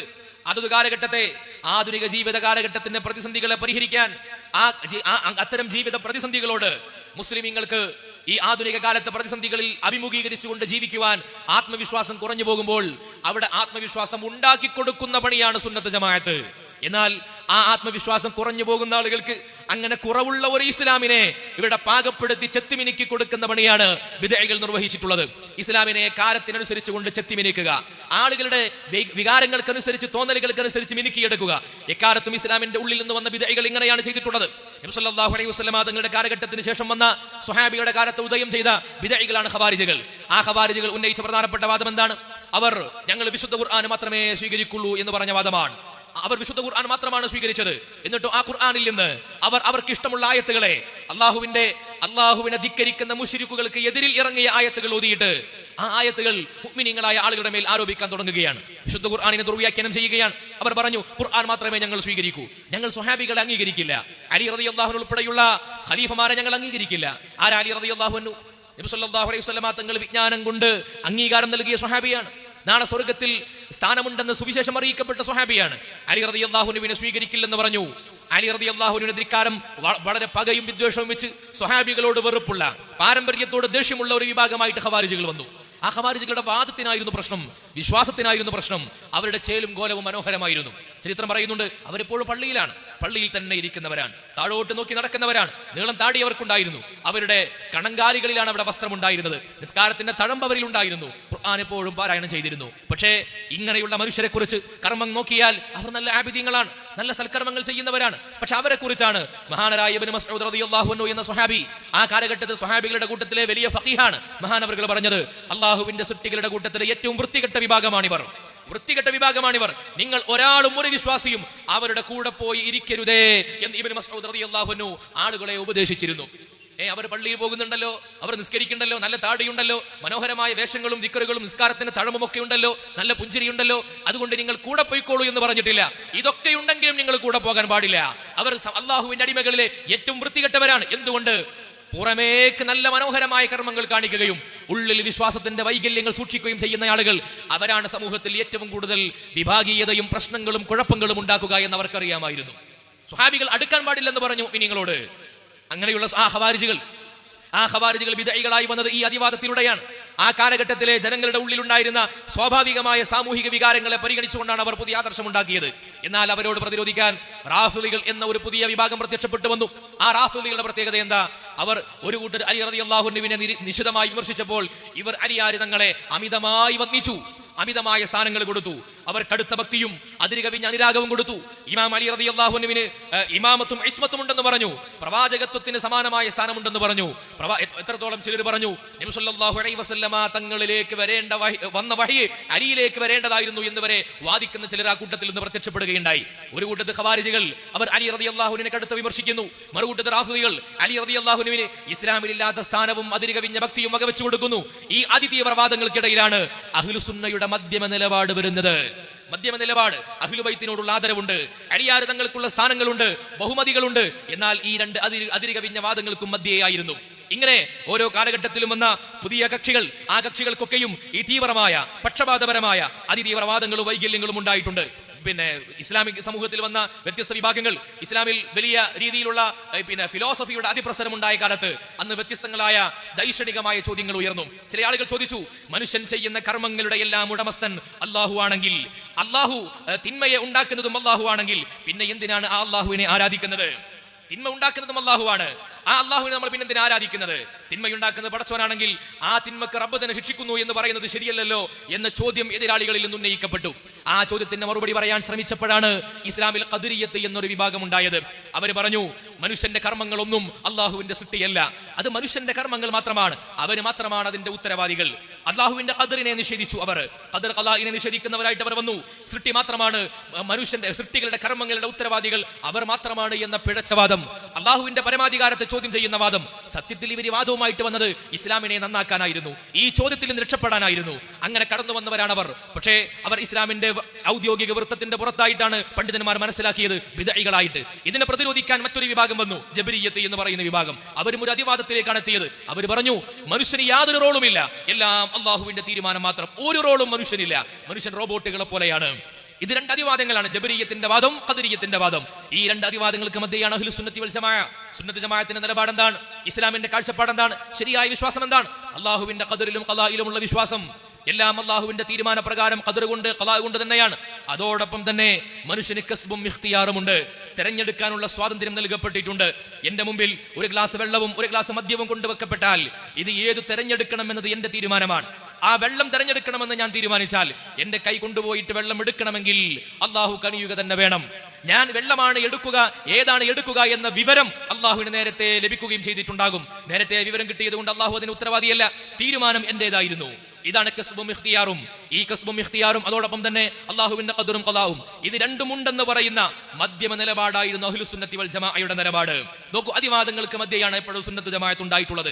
കാലങ്ങൾക്കനുസരിച്ച് ഓരോ കാലത്ത് വരുന്ന വിമർശനങ്ങൾക്കനുസരിച്ചുകൊണ്ട് ഇസ്ലാമിനെ ചെത്തിമിനിക്കുന്ന നിലപാടല്ല നമുക്കുണ്ടായിട്ടുള്ളത്. മുഅ്തസിലിയാക്കൾ എന്ന് പറയുന്ന ഒരു വിഭാഗം, ആ വിഭാഗം വന്നിട്ട് അള്ളാഹുവിന് വിശേഷണങ്ങളില്ല എന്ന് പറഞ്ഞു, അള്ളാഹുവിന് വിശേഷണങ്ങളേ ഇല്ല എന്ന് പറഞ്ഞു. എന്നാൽ അതിനെ പ്രതിരോധിക്കാൻ വേണ്ടി വന്ന മുശബ്ബിഹത്ത്, ആ മുശബ്ബിഹത്ത് പറഞ്ഞത് അള്ളാഹു സൃഷ്ടികളെ പോലെയാണ്, മനുഷ്യരെ പോലെയാണ്. അള്ളാഹുവിന് കരങ്ങളുണ്ട്, കൈകളുണ്ട്, ഊരയുണ്ട്. നമ്മൾ മനുഷ്യരെ കുറിച്ച് സങ്കല്പിക്കുന്ന കാര്യങ്ങളൊക്കെ അള്ളാഹുവിലേക്ക് സങ്കല്പിച്ച് വെക്കുകയാണ്. പരിശുദ്ധ ഇസ്ലാമിന്റെ സുന്നത്തു ജമാഅത്തിന്റെ നിലപാട് ഇതിൽ മധ്യമമാണ്. അള്ളാഹുവിന് വിശേഷണങ്ങളുണ്ട്, പക്ഷേ മനുഷ്യരെ പോലെയല്ല, ഒരു സൃഷ്ടിയെ പോലെയുമല്ല. എങ്ങനെയാണെന്ന് പറയാനുണ്ട് നമുക്ക് കഴിയുകയുമില്ല. ജഹ്മികൾ എന്ന് പറയുന്ന ഒരു വിഭാഗം ഇസ്ലാമിലുണ്ടായി. അവർ പറഞ്ഞു മനസ്സുകൊണ്ടുള്ള സ്ഥിരീകരണം മാത്രമാണ് ഈമാനിന്റെ അടിത്തറ. നാവ് കൊണ്ട് എന്ത് പറഞ്ഞാലും ശരി, മനസ്സുകൊണ്ടുള്ള സ്ഥിരീകരണം മാത്രമാണ് ഈമാനിന്റെ അടിത്തറ. ഇതിനെ പ്രതിരോധിക്കാൻ കറാമികൾ എന്ന് പറയുന്ന ഒരു വിഭാഗം വന്നു. അവർ പറഞ്ഞത് മനസ്സിൽ എന്തുണ്ടായിട്ടും കാര്യമില്ല, നാവ് കൊണ്ട് മൊഴിഞ്ഞാൽ മാത്രമേ, നാവ് കൊണ്ട് മൊഴിയിൽ മാത്രമാണ് ഈമാനിന്റെ മാനദണ്ഡം. എന്നാൽ സുന്നത്ത് ജമാഅത്ത് ഇത് രണ്ടിന്റെയും മധ്യമ നിലപാടാണ്. രണ്ടുമുണ്ടാകണം, മനസ്സിലുണ്ടാകണം, നാക്കുകൊണ്ട് മൊഴിയുകയും വേണം. നോക്കൂ, ഈ ബിദഈകളൊക്കെയും ഈ വാദങ്ങൾ പറഞ്ഞത് ഇസ്ലാമിനെ മോശമാക്കാനായിരുന്നില്ല. അവരൊക്കെയും അതത് കാലഘട്ടത്തിലെ ആധുനികതക്കനുസരിച്ച്, ഭൗതികതക്കനുസരിച്ച് ഇസ്ലാമിനെ ചെത്തിമിനിക്കാൻ വേണ്ടിയാണ്. ആ കാലഘട്ടത്തിലെ ഫിലോസഫിക്കാർക്ക്, യൂനാനി ഫിലോസഫിക്കാർ, ഗ്രീക്ക് ഫിലോസഫികളുടെ ആളുകൾക്ക് ഇസ്ലാമിനെ മനോഹരമായി മനസ്സിലാക്കാനാണ്, ഇസ്ലാമിനെ സുന്ദരമായി മനസ്സിലാക്കാനാണ് അവർ ഇസ്ലാമിനെ ചെത്തിമിനുക്കിയത്. ഇത് ലോകത്തെ കാലത്തും ഉണ്ടായിട്ടുണ്ട്. നമ്മൾ ആധുനിക ലോകത്ത് കാണുന്ന ബിദഈകൾ, വഹാബികൾ ഉൾപ്പെടെയുള്ള ജമാഅത്തുകാർ, തബ്ലീഗുകാർ ഉൾപ്പെടെയുള്ള ബിദഈകൾ, ഓരോ ബിദഈകൾ എടുത്തു നോക്കിയാലും അവരൊക്കെയും ആധുനികതക്കനുസരിച്ചുകൊണ്ട് ഇസ്ലാമിനെ ചെത്തിമിനുക്കാൻ ശ്രമിച്ചവരാണ്. കേരളത്തിലേക്ക് 1920-കളിൽ വഹാബിസം കടന്നു വരുമ്പോൾ, ഇസ്ലാഹി പ്രസ്ഥാനം എന്ന പേരിൽ വഹാബിസം ഉദയം കൊണ്ടപ്പോൾ, ആ വഹാബിസത്തിന്റെ ആസ്ഥാന നായകന്മാരായി അതിന്റെ റിസോഴ്സ് പേഴ്സൺസ് ആയിട്ട് അവർ മനസ്സിലാക്കിയിരുന്ന ആരെയാണ്, അതിന്റെ സ്രോതസ്സുകൾ ആരായിരുന്നു? അത് ഈജിപ്തിൽ നിന്ന് വന്ന റഷീദ് റിളയെ പോലെ, മുഹമ്മദ് അബ്ദുവിനെ പോലെ, ജമാലുദ്ദീൻ അഫ്ഗാനിയെ പോലെയുള്ള ആളുകളാണ്. ഇവരാരാണ്? ഇവർ ഇസ്ലാമിക് മോഡേണിസ്റ്റുകളാണ്. ലോകം ഇവരെ കുറിച്ച് അങ്ങനെയാ പരിചയപ്പെടുത്തിയത്, ഇസ്ലാമിക് മോഡേണിസ്റ്റുകൾ. അവരുടെ പ്രത്യേകത എന്താണ്? ആധുനികതക്കനുസരിച്ചുകൊണ്ട് ഇസ്ലാമിനെ ചെത്തിമിനിക്കുക. എന്തായിരുന്നു ആധുനികതയുടെ ആവശ്യം? യൂറോപ്യൻ നവോത്ഥാനം ഉണ്ടായതിനു ശേഷം, എൻലൈറ്റ്മെന്റ് ഉണ്ടായതിനു ശേഷം ലോകത്ത് ഒരു പുതിയ ലോകവീക്ഷണം രൂപപ്പെട്ടു വന്നിട്ടുണ്ടായിരുന്നു പാശ്ചാത്യ ലോകത്തിൽ നിന്ന്. എന്താണത്? മനുഷ്യന്റെ കേവല ബുദ്ധിക്കനുസരിച്ച് ഉൾക്കൊള്ളുന്ന കാര്യങ്ങൾ മാത്രമേ വിശ്വസിക്കാൻ സാധ്യമാവുകയുള്ളൂ. ശാസ്ത്രീയമായി തെളിയിക്കപ്പെടാത്ത ഒരു കാര്യവും അംഗീകരിക്കാൻ പാടില്ല. ഈ ഭൗതിക മണ്ഡലത്തിൽ നമ്മൾ കാണാത്ത കാര്യങ്ങളെ, അഭൗതികമായ കാര്യങ്ങളിലുള്ള വിശ്വാസങ്ങൾ ഒട്ടും ശരിയല്ല. ശാസ്ത്രീയമായ സ്കെയിലുകൾ കൊണ്ട് അളക്കാൻ കഴിയുന്നതിനെ മാത്രമേ തീരുമാനിക്കുവാനും അതിനെ വിശ്വസിക്കുവാനും സാധ്യമാവുകയുള്ളൂ എന്നാണ്. ഈ ഒരു കാഴ്ചപ്പാടിനനുസരിച്ചുകൊണ്ട് ഇസ്ലാമിനെ മിനിക്കാനാണ് ഈ ഇസ്ലാമിക് മോഡേണിസ്റ്റുകൾ ശ്രമിച്ചത്. അങ്ങനെ അവർ ഖുർആൻ തുറന്നു നോക്കിയപ്പോൾ അതിൽ അനേകം മുഅ്ജിസത്തുകളെ അവർ കണ്ടു. ധാരാളം മുഅ്ജിസത്തുകൾ. എന്തൊക്കെയാണ്? നബി സല്ലല്ലാഹു അലൈഹി വസല്ലം തങ്ങളുടെ വ്യത്യസ്തങ്ങളായ മുഅ്ജിസത്തുകൾ. മറ്റു പ്രവാചകന്മാരുടെ, മൂസാ നബി അലൈഹിസ്സലാം വടി കൊണ്ടടിച്ചപ്പോൾ കടൽ രണ്ടായിട്ട് പിളരുന്നു, മുഅ്ജിസത്താണ്. സ്വാലിഹ് നബിയുടെ ഒട്ടകം ഒരു പാറയിലടിച്ചപ്പോൾ ഒട്ടകം പുറത്തേക്ക് വരുന്നു. മഹാനരായ മൂസാ നബി അലൈഹിസ്സലാത്തു വസ്സലാം പാറയിലടിച്ചപ്പോൾ അതിൽ നിന്ന് 12 അരുവികൾ ഉദയം കൊള്ളുന്നു. ഇല്ലേ? മഹാനായ സുലൈമാൻ നബി അലൈഹി സ്വലാത്തു വസ്സലാം ഒരു കൽപ്പന കൊടുക്കുമ്പോഴേക്ക് കാറ്റിലൂടെ സഞ്ചാരം സാധ്യമാകുന്നു, ഉറുമ്പുകളുടെ വർത്തമാനം പറയുന്നു. ഇങ്ങനെയുള്ള അത്ഭുത കഥകൾ കേൾക്കുകയാണ്, വിശുദ്ധ ഖുർആനിൽ കാണുകയാണ്. ഇതേക്കുറിച്ച് അവരുടെ വർത്തമാനം എന്താണ്? ഇതൊട്ടും ശരിയല്ല. ഇങ്ങനെയുള്ള അത്ഭുത കഥകൾ, ഇതൊക്കെ മായാവി കഥകൾ പോലെയാണ്. ഈ കഥകൾ ഉണ്ടെങ്കിൽ ഇസ്ലാമിനെ സ്വീകരിക്കാൻ ആളുകൾ സന്നദ്ധമാകില്ല. അതുകൊണ്ട് ഇസ്ലാമിനെ ആധുനികവൽക്കരിക്കണം. അതിനവരെന്താ ചെയ്തത്? ഈ വിശുദ്ധ ഖുർആനിലെ ഈ മുഅ്ജിസത്തുകളെ അവർ ദുർവ്യാഖ്യാനിച്ചു. അവർ ഇസ്ലാമിന്റെ ഈ മുഅ്ജിസത്തുകളെ, അടിസ്ഥാനപരമായിട്ടുള്ള അദൃശ്യ വിശ്വാസങ്ങളെ അവർ തങ്ങളുടെ താല്പര്യങ്ങൾക്കനുസരിച്ചുകൊണ്ട് അവർ ദുർവ്യാഖ്യാനിക്കാൻ തുടങ്ങി. എന്നിട്ട് എന്താ അവർ ചെയ്തത്? സാക്ഷാൽ റഷീദ് റിള എന്ന് പറയുന്ന മനുഷ്യൻ അദ്ദേഹം ഖുർആനിന് ഒരു വ്യാഖ്യാനം എഴുതി. ആ വ്യാഖ്യാനത്തിൽ പറഞ്ഞത് വിശുദ്ധ ഖുർആനിലെ അഭൗതികമായ അദൃശ്യമായ അനേകം കാര്യങ്ങളുണ്ട്, ഇത്തരത്തിലുള്ള മുഅ്ജിസത്തുകളുണ്ട്, അമാനുഷിക സംഭവങ്ങളുണ്ട്. ഇതൊക്കെ അതിശയോക്തി നിറഞ്ഞ കാര്യങ്ങളാണ്. ഈ കാര്യങ്ങൾ ഇല്ലായിരുന്നു എങ്കിൽ ഇസ്ലാമിലേക്ക് ഫ്രഞ്ചുകാർ കൂടുതൽ കടന്നു വരുമായിരുന്നു. ആരെയാണ് തിരുത്തുന്നത്? അള്ളാഹുവിനെ. പടച്ചവനോട് പറയാൻ, നീ ഈ കഥകളൊന്നും പറഞ്ഞില്ലെങ്കിൽ ഇസ്ലാമിലേക്ക് കൂടുതൽ ആളുകൾ വരുമായിരുന്നു. എന്നിട്ട് അവർ അവരുടെ വകയായി ഇതിനെയൊക്കെ വ്യാഖ്യാനിച്ചു. സുലൈമാൻ നബിയോട് ഉറുമ്പ് വർത്താനം പറഞ്ഞു എന്ന് പറഞ്ഞാൽ ലോകം വിശ്വസിക്കില്ല. അതുകൊണ്ട് ഉറുമ്പിനെ അവർ ഉറുമ്പായിട്ട് പരിചയപ്പെടുത്തിയില്ല. അവർ ഉറുമ്പിനെ കുറിച്ച് പറഞ്ഞത് അത് നംലത്ത് എന്ന് പറഞ്ഞാൽ അതൊരു പെണ്ണിന്റെ പേരാണ് എന്നാണ് പറഞ്ഞത്. മൂസാ നബി അടിച്ചപ്പോൾ കടൽ രണ്ടായി പിളർന്നു എന്ന് അവർക്ക് ഉൾക്കൊള്ളാൻ കഴിയുന്നില്ല. അവരെന്താ പറഞ്ഞത്? അവർ പറഞ്ഞു, മൂസാ നബി അലൈഹി സ്വലാത്തു വസ്സലാം വേലിയേറ്റവും വേലിയിറക്കവും നോക്കി വേലിയിറക്കമുള്ള സമയത്ത് വടികുത്തി നടന്നുപോയതാണ്. അല്ലേ? എല്ലാത്തിനും അവർ അവരുടേതായ ആശയങ്ങളെ പറഞ്ഞു. മഹാനായ ഇബ്രാഹിം നബി അലൈഹി സ്വലാത്തു വസ്സലാം ഒരു പക്ഷിയെ 4 കഷ്ണങ്ങളാക്കി ഛേദിച്ച് 4 ഭാഗത്തേക്ക് വെച്ച് അതിനെ തന്നിലേക്ക് വിളിക്കാൻ വേണ്ടി പറഞ്ഞപ്പോൾ അള്ളാഹുവിന്റെ അനുവാദപ്രകാരം മുഅ്ജിസത്ത് കൊണ്ട് അതിന് ജീവൻ കിട്ടിയിട്ടുണ്ട്. ഫസുർഹുന്ന എന്ന് ഖുർആൻ പറഞ്ഞിട്ടുണ്ട്. അതിനെക്കുറിച്ച് അവർ പറഞ്ഞു അത് മെരുക്കിയെടുക്കുകയാണ് ചെയ്തത്. ഇങ്ങനെ കഷ്ണമായി മുറിച്ച പക്ഷികളെ ഒന്നിപ്പിക്കാനൊന്നും മനുഷ്യരെ കൊണ്ട് കഴിയില്ല. ഇങ്ങനെയുള്ള മുഅ്ജിസത്തുകൾ മുഴുവനും തങ്ങളുടെ യുക്തിക്കനുസരിച്ചുകൊണ്ട് വ്യാഖ്യാനിച്ചു. ഇത് അറബിയിൽ എഴുതി എന്ന് മാത്രമല്ല, ഇതാണ് കേരളത്തിലേക്ക് ഇറക്കുമതി ചെയ്യപ്പെട്ടത്. കേരളത്തിലെ ആദ്യകാലത്തെ മുജാഹിദിന്റെ നേതാവ്, അവരുടെ ഔദ്യോഗിക പ്രസിദ്ധീകരണത്തിന്റെ പത്രാധിപരായിരുന്ന സാക്ഷാൽ സി.എൻ. അഹമ്മദ് മൗലവി, അദ്ദേഹം പിന്നീട് മുജാഹിദുകളിൽ ചിലർ അദ്ദേഹത്തെ എതിർത്തിരുന്നുവെങ്കിലും അദ്ദേഹം കോഴിക്കോട് കേന്ദ്രീകരിച്ചുകൊണ്ട് വിശുദ്ധ ഖുർആന്റെ വ്യാഖ്യാനം എഴുതി, സ്വഹീഹ് ബുഖാരിയുടെ പരിഭാഷ എഴുതി. ഇതേ ആശയങ്ങൾ അതുപോലെ അതിലേക്ക് പകർത്തുകയാണ്. മലയാളത്തിലാണ് എഴുതപ്പെട്ടത്. ഈ മുഅ്ജിസത്തുകളെ മുഴുവനും നിരാകരിച്ചിട്ട് നിങ്ങൾ മനസ്സിലാക്കുന്നുണ്ടോ സി.എൻ. അഹമ്മദ് മൗലവി ഈ ഒരു ആശയം എഴുതിയത് ഇസ്ലാമിനെ മോശമാക്കാനാണെന്ന്? അല്ല. ആധുനിക കാലഘട്ടത്തിലെ മാറി മാറി വരുന്ന പുതിയ കാഴ്ചപ്പാടുകൾക്കനുസരിച്ചുകൊണ്ട് പാശ്ചാത്യ ലോകവീക്ഷണ പ്രകാരം ഇസ്ലാമിനെ സ്വീകരിക്കുവാൻ പാകത്തിൽ അതിനെ മിനുക്കി കൊടുക്കുകയാണ് ചെയ്തത്. അതുകൊണ്ടാണ് എം.എൻ. കാരശ്ശേരി, ഈ അടുത്ത പ്രദേശത്തുകാരനല്ലേ, അയാൾ പറയുന്നുണ്ട്, ഞങ്ങളെ പോലെയുള്ള ആളുകൾക്ക് അല്ലെങ്കിൽ മുസ്ലിം പൊതുമണ്ഡലത്തിൽ ജീവിക്കുന്ന കേരളത്തിന്റെ പൊതുമണ്ഡലത്തിൽ ജീവിക്കുന്ന ആളുകൾക്ക് കൂടുതൽ സ്വീകാര്യമായി ഇസ്ലാമിനെ അവതരിപ്പിച്ചത് സാക്ഷാൽ സി.എൻ. അഹമ്മദ് മൗലവിയാണ്. ഇന്ത്യയിൽ നമ്മൾ നോക്കിയാൽ സർ സയ്യിദ് അഹമ്മദ് ഖാൻ സമാനമായ ആശയത്തെ കൊണ്ടുവന്ന ആളാണ്. ദ സ്പിരിറ്റ് ഓഫ് ഇസ്ലാം എന്ന പുസ്തകം എഴുതി. എന്താണ്? ഇസ്ലാമിന്റെ ഒരു സ്പിരിറ്റിനെയാണ് അദ്ദേഹം പരിചയപ്പെടുത്തിയത്. ആ സ്പിരിറ്റിന്റെ ഉള്ളടക്കം എന്താണ്? അതിൽ അഭൗതികമായ ആത്മീയമായ കാര്യങ്ങൾ മുഴുവനും നിരാകരിക്കുക. ഇസ്ലാം എന്ന് പറഞ്ഞാൽ ഒരു ഭൗതിക ജാതിയായി പരിചയപ്പെടുത്തുക. അതിനെക്കുറിച്ചാണ് മഹാനായ ശൈഖുനാ ശംസുൽ ഉലമ 60ാം വാർഷിക മഹാസമ്മേളനത്തിൽ ശക്തമായിട്ട് ഇസ്ലാമിന്റെ സുന്നത്തു ജമാഅത്തിന്റെ പാതയെ വിശദീകരിച്ചുകൊണ്ട് പറഞ്ഞിട്ടുണ്ട്. ഇസ്ലാം ഒരു ജാതിയല്ല, സുന്നത്തു ജമാഅത്തിന്റെ മാർഗം അതാണ്. എന്നാൽ ഇവർ ഇസ്ലാമിന്റെ ഭൗതികമായ ഒരു എലിമെന്റ് ആയിട്ടാണ് പരിചയപ്പെടുത്തിയത്. ഇത് ലോകത്ത് വ്യാപകമായിട്ട് പ്രചരിക്കപ്പെട്ട ഒരു ആശയമാണ്. 1930കളിൽ അമേരിക്കൻ മുസ്ലിങ്ങൾക്കിടയിൽ പ്രത്യക്ഷപ്പെട്ടു വന്ന, അവിടുത്തെ കറുത്ത വർഗ്ഗക്കാരായ മുസ്ലിങ്ങൾക്കിടയിൽ വന്ന പുതിയ മതമായിരുന്നു എലീജ മുഹമ്മദിന്റെ ദ നാഷൻ ഓഫ് ഇസ്ലാം. അതും ഒരു പുതിയ ഇസ്ലാമിന്റെ മുഖമാണ്. അതിലും ആളുകൾ ഉണ്ടായിട്ടുണ്ട്. മാൽക്കം എക്സിനെ പോലെ, ഷെർമൻ ജാക്സനെ പോലെയുള്ള, മുഹമ്മദ് അലിയെ പോലെയുള്ള ആളുകളൊക്കെ ആദ്യകാലത്ത് അതിന്റെ ഭാഗമായിരുന്നു. അവർക്ക് ഹജ്ജ് ഉണ്ടായിരുന്നില്ല. പിന്നീടാണ് ഈ ആളുകളൊക്കെ അതിൽ നിന്ന് പോകുന്നതും ദുരൂഹ സാഹചര്യത്തിൽ കൊല്ലപ്പെടുന്നതും. എലീജ മുഹമ്മദ് ഒരു പുതിയ മതമായിട്ട് വന്നപ്പോൾ അതിനും ആളുകൾ ഉണ്ടായിരുന്നു. അവരും ഉപയോഗപ്പെടുത്തിയത് ഒരു പുതിയ ഇസ്ലാമിനെ, നവീകരിക്കപ്പെടുന്ന ഇസ്ലാമിനെ.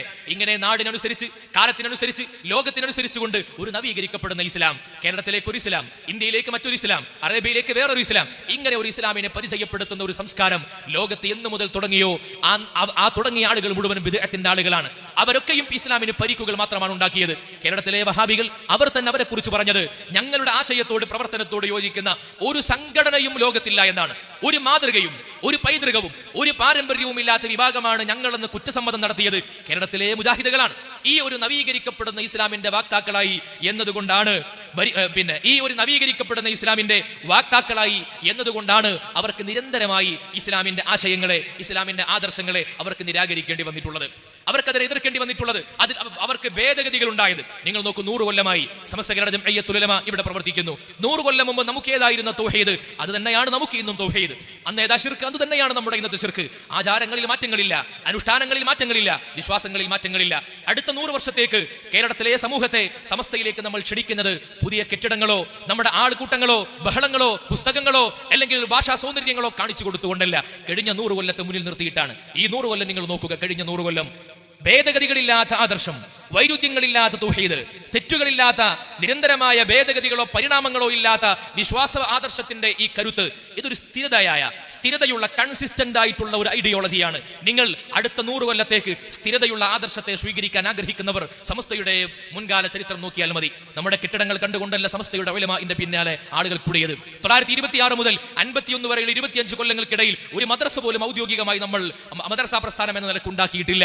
ദർസുകളും ചില സ്ഥാപനങ്ങളൊക്കെ ഉണ്ടെങ്കിലും പിന്നെ എന്താണ് ആ 25 കൊല്ലം കൊണ്ട് നമ്മുടെ ഉലമാഇന്റെ പിറകിൽ ആളുകൾ കൂടിയതിന്റെ പിന്നിലുള്ള രഹസ്യം എന്തായിരുന്നു? ഒരൊറ്റ കാര്യമാണ്, പണം കൊടുത്തുകൊണ്ടല്ല, ഉസ്താദുമാരുടെ ശമ്പളം സൗന്ദര്യം കണ്ടുകൊണ്ടോ ഭാഷയുടെ മികവ് കണ്ടുകൊണ്ടോ അവരുടെ ഭൗതിക വിദ്യാഭ്യാസത്തിന്റെ മേനി കണ്ടുകൊണ്ടോ സർക്കാരിന്റെ സഹായം കണ്ടുകൊണ്ടോ അല്ല.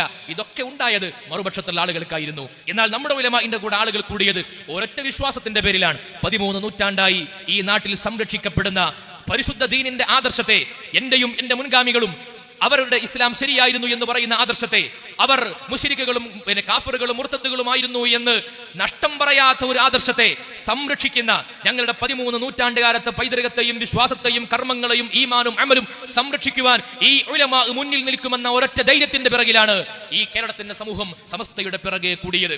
അടുത്ത 100 കൊല്ലവും നമ്മളെ പിറകെ ഈ നാട്ടുകാർ കൂടുന്നുണ്ടെങ്കിൽ ആദർശത്തിന്റെ കരുത്തുകൊണ്ട് മാത്രമായിരിക്കും. അങ്ങനെ ആയിരിക്കണം എങ്കിലേ സമസ്തയ്ക്ക് ഇവിടെ നിലനിൽപ്പുള്ളൂ. അതുകൊണ്ടാണ് പ്രതിസന്ധികൾ വരുന്ന കാലത്തും ഒഴുക്കിനെതിരെ നീന്തി നമ്മൾ ഇതിങ്ങനെ പറഞ്ഞുകൊണ്ടിരിക്കുന്നത്. ഇത് പറഞ്ഞിട്ടില്ലെങ്കിൽ നമ്മൾ നമ്മളല്ല, നമ്മൾ മറ്റാരൊക്കെയോ ആണ്. നമ്മളാകുന്നത്, നമ്മൾ സമസ്തയുടെ പ്രവർത്തകരും അനുയായികളുമാകുന്നത് നിരന്തരമായി ഇത് പറഞ്ഞുകൊണ്ടിരിക്കുമ്പോഴാണ്. ഒരുപക്ഷെ കൈപ്പുണ്ടായിരിക്കാം, കൂടെയുള്ളവർക്ക് ഇഷ്ടപ്പെട്ടില്ലെന്ന് വരാം, സ്ഥാനമാനങ്ങൾ നഷ്ടപ്പെട്ടെന്ന് വരാം. ഇത് പറഞ്ഞുകൊണ്ടേയിരിക്കണം. നമ്മൾ ആരും ഇവിടെ ആത്യന്തികമായി താമസിക്കുന്നവരോ ഇവിടെ നമ്മൾ വീടെടുത്ത് കൂടുന്നവരോ അല്ലല്ലോ. എല്ലാം കഴിഞ്ഞ് മടങ്ങിപ്പോണ്ടവരാണ്.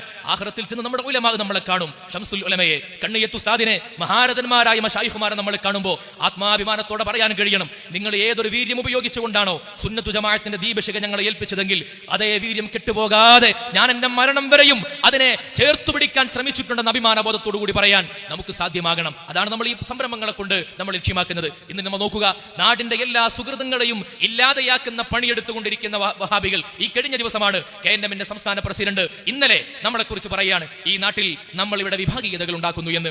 ആരാ ഇവിടെ വിഭാഗീയത ഉണ്ടാക്കിയത്? ഏറ്റവും വലിയ വിഭാഗീയത എന്തായി കേരളത്തിൽ വിഭാഗീയതയുടെ വർത്തമാനങ്ങൾ ആദ്യമായി പറഞ്ഞത് മുജാഹിദുകളാണ്.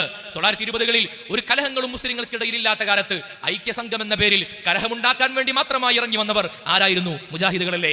ആരാണ് മലബാർ സമരം നടക്കുന്ന കാലത്ത് മലബാർ സമരത്തിന്റെ വേദനയിൽ കഴിയുന്ന മുസ്ലിങ്ങൾക്കിടയിലേക്ക് ബ്രിട്ടീഷുകാരന്റെ ആചാരൻ വാങ്ങി ബ്രിട്ടീഷുകാരൻ ആഗ്രഹിക്കുന്ന മതം പഠിപ്പിക്കുവാൻ മലപ്പുറം ട്രെയിനിംഗ് കോളേജിലേക്ക് അധ്യാപകരായി നിയമിക്കപ്പെട്ടത് കേരളത്തിലെ മുജാഹിദുകളല്ലേ. വഹാബികൾ ആഗ്രഹിക്കുന്ന പോലെ മക്ബറകൾ പൊളിക്കുന്ന ഒരു ഇസ്ലാമിനെ ഇവിടെ കൊണ്ടുവരാൻ അതിന് അവസരം ഉണ്ടാക്കി കൊടുത്തത്, ബ്രിട്ടീഷുകാർ ആഗ്രഹിക്കുന്നത് പോലെയുള്ള ഒരു ദീനിനു വേണ്ടി അവസരം ഉണ്ടാക്കി കൊടുത്തത് മുജാഹിദുകളല്ലേ. ആരാണ് ബ്രിട്ടീഷുകാരെ പോലെയുള്ള സാമ്രാജ്യത്വ ശക്തികളിൽ നിന്ന് എല്ലാ മാസവും 5000 പൗണ്ട് ദാനം സ്വീകരിച്ചിട്ട് ഉസ്മാനി ഖിലാഫത്തിനെ ഒറ്റുകൊടുത്തിട്ട് അറേബ്യൻ ഉപഭൂഖണ്ഡത്തിൽ ബ്രിട്ടീഷുകാർ ഉൾപ്പെടെയുള്ള സാമ്രാജ്യ ശക്തികൾക്ക് വേര് പകർന്നു കൊടുത്തിട്ട് ഈ മുസ്ലിം സമൂഹത്തിന്റെ 13 നൂറ്റാണ്ടുകാലം സംരക്ഷിക്കപ്പെട്ട ഖിലാഫത്തിന്റെ കടക്കൽ കത്തിവെക്കാൻ മുസ്ലിം സമൂഹത്തിനിടയിൽ നിന്ന് രൂപപ്പെട്ടു വന്ന ഒറ്റുകാരാണെന്ന് ചരിത്രം രേഖപ്പെടുത്തിയത് സാക്ഷാൽ ഇബ്നു അബ്ദുൽ വഹാബിന്റെ നേതൃത്വത്തെയല്ലേ. ജവഹർലാൽ നെഹ്റു പോലും തന്റെ ദ ഗ്ലിംപ്സ് ഓഫ് വേൾഡ് ഹിസ്റ്ററി എന്ന പുസ്തകത്തിൽ അത് സാക്ഷ്യപ്പെടുത്തിയിട്ടില്ലേ. മുസ്ലിം സമൂഹത്തിന്റെ ആഗോള ഒറ്റുകാർ വഹാബികളല്ലേ. ഈ നാട്ടിലെ വിഭാഗീയതയുടെ പ്രശ്നങ്ങൾ ഉണ്ടാക്കിയത് വഹാബികളല്ലേ. നിങ്ങൾ നോക്കൂ, നമ്മൾ എത്ര വിഭാഗങ്ങൾ സുന്നികൾക്കിടയിൽ ഉണ്ടെങ്കിലും നമ്മളൊക്കെ ഒരുമിച്ച് ഉയർന്നാൽ നമ്മളൊക്കെ സുന്നികൾ തന്നെയാണ്. എന്നാൽ ഈ സുന്നികളെ മുഴുവനും മുശ്രിക്കാക്കി അവർ ശിർക്കിന്റെ അധികാരാണ്, ഇസ്ലാമിന്റെ വൃത്തത്തിന് പുറത്താണെന്ന് പറഞ്ഞ് ആദ്യമായി മുസ്ലിം സമൂഹത്തിന്റെ ഒന്നാമത്തെ മേൽവിലാസമാകുന്ന ഐഡന്റിറ്റിയാകുന്ന ഹിദായത്തിനെ 100 കൊല്ലമായി ചോദ്യം ചെയ്തുകൊണ്ടിരിക്കുന്നവർക്ക് സഹിഷ്ണുതയുടെ വർത്തമാനം പറയാൻ എന്ത് അവകാശമാണ് ധാർമ്മികമായിട്ട് കേരളത്തിലുള്ളത്? നിരന്തരമായി നമ്മളെ കുറിച്ച് വെറുപ്പുൽപാദനം പറഞ്ഞുകൊണ്ടിരിക്കുന്ന ആളുകൾ നമ്മുടെ ഉലമാ ലോകത്തോട് വിട പറയുമ്പോൾ നിങ്ങൾ മുസ്ലിം ആകൂ രക്ഷപ്പെടുമെന്ന് പറഞ്ഞ് ഉറുപ്പിന്റെ കത്തഴിച്ചവർ, പള്ളികളിൽ ഇമാമ നിൽക്കുന്ന സുന്നി ഉലമാക്കൾ അവർ മുസ്ലിങ്ങളല്ല, അവർ ക്ഷേത്രത്തിലെ പൂജാരികൾക്ക് സമാനരാണെന്ന് പറഞ്ഞവർ, അവർ എന്ത് സഹിഷ്ണുതയാണ് നമ്മളെ പഠിപ്പിക്കുന്നത്? ഈ നാട്ടിലെ പൊതുജനങ്ങൾക്ക് നിങ്ങൾ ആലോചിച്ച് നോക്കൂ, നാട്ടിലെ പൊതുജനങ്ങൾക്ക് ആരെയാണ് വിശ്വാസം? ഈ നാട്ടിലെ സുന്നി സൂഫി ഉലമാഇനയല്ലേ. നല്ല തലപ്പാവും കമീസും പച്ചവൊല്ലിയും തലയെക്കെട്ടും ഒക്കെ ധരിച്ചു വെക്കുന്ന ഉസ്താദിനെയല്ലേ, ഉലമാഇനയല്ലേ, സൂഫികളെയല്ലേ ഇവിടുത്തെ മുസ്ലിങ്ങളായ സഹോദരങ്ങൾക്ക് പോലും വിശ്വാസമുള്ളത്? തികഞ്ഞ മതമൗലികവാദികളെന്ന് അല്ലെങ്കിൽ യാഥാസ്ഥികരെന്ന് കരുതപ്പെടുന്ന ഈ ഉലമാഇന്റെ കൂടെയല്ലേ അവരൊക്കെ ഈ നാടിന്റെ സൗഹൃദത്തിന്റെ കൂടി സൗഹൃദത്തിന്റെ ഭാഗമായിട്ട് ചേർന്ന് നിന്നത്? കണ്ണിയത്ത് ഉസ്താദ് വഫാത്തായപ്പോൾ നമ്മൾ മധുരം കൊടുക്കുന്ന ആ മുസ്ലിം സഹോദരങ്ങളുടെ വാർത്തകൾ നമ്മൾ ചരിത്രത്തിൽ നമ്മൾ വായിക്കുന്നുണ്ടല്ലോ. എന്തുകൊണ്ടാണ് നമ്മുടെ കേരളത്തിൽ ഇന്ത്യയിൽ എത്ര മക്ബറകളും ദർഗകളുമുണ്ട്? ആ ദർഗകളിൽ വിശ്രമിക്കുന്ന സൂഫി നേതാക്കന്മാർ അവർക്ക് എല്ലാവർക്കും അഭയകേന്ദ്രങ്ങളാണ്, എല്ലാവർക്കും തീർത്ഥാടന കേന്ദ്രങ്ങളാണ്. നോക്കൂ, സൂഫികൾ സ്നേഹത്തിന്റെ പ്രചാരകരാണ്. സൂഫി ഇസ്ലാമിന്റെ വക്താക്കൾ സൗഹൃദത്തിന്റെ, സാഹോദര്യത്തിന്റെ, സഹിഷ്ണുതയുടെ പ്രചാരകരാണ്. അവിടെ ഒരിക്കലും മനോഹരമായ പാരമ്പര്യമായ ഇസ്ലാമിന്റെ വേഷം തടസ്സമായിട്ടില്ല. നിങ്ങൾ സമസ്തയെ കുറിച്ച് തന്നെ നോക്കുക, എല്ലാ കൊല്ലവും ചുരുങ്ങിയത് 3 പരിപാടികളെങ്കിലും ഔദ്യോഗികമായി രാജ്യത്തിന്റെ സൗഹൃദത്തിന് വേണ്ടി സംഘടിപ്പിക്കുന്നവരാണ് സമസ്തയും അതിന്റെ പോഷക ഘടകങ്ങൾ SKSSF-ഉം SYS-ഉം SBB-യും ഒക്കെ. അതിന്റെ വേദികളിലേക്ക് വന്നിരിക്കാൻ, സൗഹൃദത്തിന്റെ കഥ പറയാൻ ഈ വെള്ള വസ്ത്രം ധരിച്ച ശുഭ്രവസ്ത്രധാരികളായ ഇസ്ലാമിന്റെ ആത്മീയ നേതാക്കളുടെ കൂടെ വന്നിരിക്കാൻ മുസ്ലിം സഹോദരങ്ങൾക്ക്, രാഷ്ട്രീയ നേതാക്കന്മാർക്ക്, പൊതുരംഗത്ത് പ്രവർത്തിക്കുന്നവർക്ക് ധൈര്യമാണ്, വിശ്വാസമാണ്, തോളിൽ കൈയിട്ട് നടക്കാൻ അവർക്ക് താല്പര്യമാണ്. എന്നാൽ ഈ കേരളത്തിൽ ഈ കഴിഞ്ഞ 75 കൊല്ലത്തിനിടയിൽ 11,000-ൽ പരം വരുന്ന മദ്രസകളിലൂടെ ലക്ഷക്കണക്കിന് കുട്ടികളെ ദീന് പഠിപ്പിച്ചിട്ട് ഒരൊറ്റ മദ്രസക്കുമെതിരെ, ഒരൊറ്റ കുട്ടികൾക്കുമെതിരെ, ഒരൊറ്റ അധ്യാപകനുമെതിരെ, ഒരു മെറ്റീരിയലിനുമെതിരെ രാജ്യദ്രോഹത്തിന്റെ കേസോ രാജ്യദ്രോഹത്തിന്റെ പരാമർശങ്ങളോ ഉണ്ടായിട്ടില്ല. എന്നാൽ കേരളത്തിൽ ഇന്ന് പ്രത്യക്ഷപ്പെട്ടു വന്നിട്ടുള്ള ഏറ്റവും പ്രബലരായ വിദായി കക്ഷികളുടെ ഒക്കെ പേരിൽ ഒക്കെ പേരിൽ രാജ്യദ്രോഹത്തിന്റെ കേസുകൾ നിലനിൽക്കുന്നുണ്ട്. അവർ സെക്കുലർ ആവാൻ വേഷങ്ങൾ മാറ്റുമ്പോഴും, അവർ ലിബറലുകളാകാൻ താടിയൊക്കെ അവർ ഒഴിവാക്കുമ്പോഴും, ലിബറലുകളാകാൻ അവർ ഭാഷയുടെ സൗന്ദര്യത്തിലും അതുപോലെ ഭൗതികമായ ആഡംബരങ്ങളിലൊക്കെ കൂടുതൽ ലിബറലാകാൻ ശ്രമിച്ചുകൊണ്ടിരിക്കുമ്പോഴും, അവർ ഇസ്ലാമുമായിട്ട് കടന്നു വരുമ്പോൾ ഈ നാട്ടിലെ പൊതുസമൂഹങ്ങൾക്ക് പേടിയാണ്. എന്തുകൊണ്ട്? സൂഫി ഇസ്ലാമിന്റെ ആത്മീയതയുടെ നനവുള്ള നേതൃത്വങ്ങളെ മുന്നിൽ കാണുന്നതാണ് ലോകത്തിന് പോലും ഇസ്ലാമിനെ കുറിച്ചുള്ള വിശ്വാസം. ഇങ്ങനെയുള്ള വിധേയകൾക്ക് എങ്ങനെയാണ് ഈ രാജ്യത്തെ സൂഫി സുന്നി ഉലമാഇന്റെ നേതൃത്വങ്ങളെ കുറിച്ച് അസഹിഷ്ണുത ആരോപിക്കാൻ കഴിയുക? ആർക്കാണ് അസഹിഷ്ണുതയുള്ളത് എന്ന് നമ്മൾ കഴിഞ്ഞ ദിവസങ്ങളിൽ കണ്ടതാണ്. തൗഹീദും ശിർക്കും പഠിപ്പിക്കാൻ വേണ്ടി വന്ന ആളുകൾ, മുജാഹിദ് എന്ന പേരിൽ ഇന്ന് 8 വിഭാഗങ്ങളുണ്ട്. ഓരോ വിഭാഗങ്ങളും പരസ്പരം ശിർക്ക് ആരോപിച്ചുകൊണ്ടിരിക്കുകയാണ്. നോക്കൂ, പിന്നെ എല്ലാവരും 4 ഗ്രൂപ്പ് ഉണ്ടെങ്കിൽ 4 പേരും മുജാഹിദുകളാണ്. പക്ഷെ 4 പേർക്കും അപരൻ മുശ്രിക്കാണ്, 4 പേർക്കും അപരൻ കാഫറാണ്, 4 പേർക്കും അപരൻ ഇസ്ലാമിന്റെ വൃത്തത്തിന്റെ പുറത്താണ്. നമ്മളെ തൗഹീദ് പഠിപ്പിക്കാൻ വേണ്ടി വന്നവർ ഇന്ന് തൗഹീദിന്റെ പേരിൽ പരസ്പരം കലഹങ്ങളാണ്. കഴിഞ്ഞ ഏതാനും ദിവസങ്ങൾക്ക് മുമ്പാണ് KNMന്റെ ഔദ്യോഗികമായ പരിപാടിയിൽ തൗഹീദ് പറഞ്ഞുകൊണ്ടിരിക്കുന്നതിനിടയിൽ ആളുകൾക്കിടയിൽ അവരുടെ തൗഹീദിന്റെയും ശിർക്കിന്റെയും പേരിൽ അണികൾക്കിടയിൽ സംഘർഷമുണ്ടായത്. തൗഹീദിന്റെ പേരിൽ ആ സംഘർഷം, ശിർക്കിന്റെ പേരിൽ ആ സംഘർഷം. കഴിഞ്ഞ 10 കൊല്ലം മുമ്പ് പറഞ്ഞ ശിർക്കല്ല ഇന്നത്തെ ശിർക്ക്. മാറി മറിയുന്ന ആദർശങ്ങൾ, മാറി മറിയുന്ന വിശ്വാസങ്ങൾ. എന്തുകൊണ്ടാണ് ഈ വിഭാഗീയതയിലേക്ക് ആളുകൾ, ഈ മുജാഹിദ് ഉൾപ്പെടെയുള്ള വിഭാഗങ്ങളിൽ എത്തിപ്പെട്ടത്? ഒന്നാമതായി ഇസ്ലാമിന്റെ അതോറിറ്റികളോട് അവർ കാണിച്ച വെറുപ്പായിരുന്നു. അതോറിറ്റികളോട് അവർ സ്വീകരിച്ചിരുന്ന പുച്ഛമാണ്. ഇസ്ലാമിന്റെ അതോറിറ്റി എന്ന് പറഞ്ഞാൽ, അഹ്ലുസ് സുന്നത്തി വൽ ജമാഅത്തിന്റെ അതോറിറ്റി എന്ന് പറഞ്ഞാൽ, അത് നമ്മളൊക്കെ മനസ്സിലാക്കിയതുപോലെ തന്നെ നമ്മുടെ പാരമ്പര്യമായി ഉലമാ ആണ്. അതിൽ സാദാത്തുക്കൾക്ക് പ്രത്യേക സ്ഥാനമുണ്ട്, ഔലിയാക്കൾക്ക് സ്ഥാനമുണ്ട്. അതെന്തുകൊണ്ടാണ്? ഔലിയാക്കളും സ്വാലിഹീങ്ങളും സാദാത്തുക്കളുമായ ആളുകൾ മുഖേന നമ്മുടെ പ്രശ്നങ്ങൾ പരിഹരിക്കപ്പെടും എന്നത് നബി സല്ലല്ലാഹു അലൈഹി വസല്ലമ തങ്ങളിലൂടെ നമ്മൾ എത്രയോ ഹദീസുകളിൽ നമ്മൾ അനുഭവിച്ചിട്ടുള്ള പരിചയപ്പെട്ടിട്ടുള്ള കാര്യമാണ്. സ്വഹാബികൾക്ക് ഉസ്മാൻ ഇബ്നു അബ്ദുല്ലാ റളിയല്ലാഹു അൻഹു പറയുന്നുണ്ട്, ഞങ്ങൾ എന്തെങ്കിലും അസുഖമുണ്ടായാൽ ഞങ്ങൾ ഉമ്മു സലമ ബീവി റളിയല്ലാഹു അൻഹയുടെ വീട്ടിലേക്ക് ചെല്ലും. എന്തിനാ ചെല്ലുന്നത്?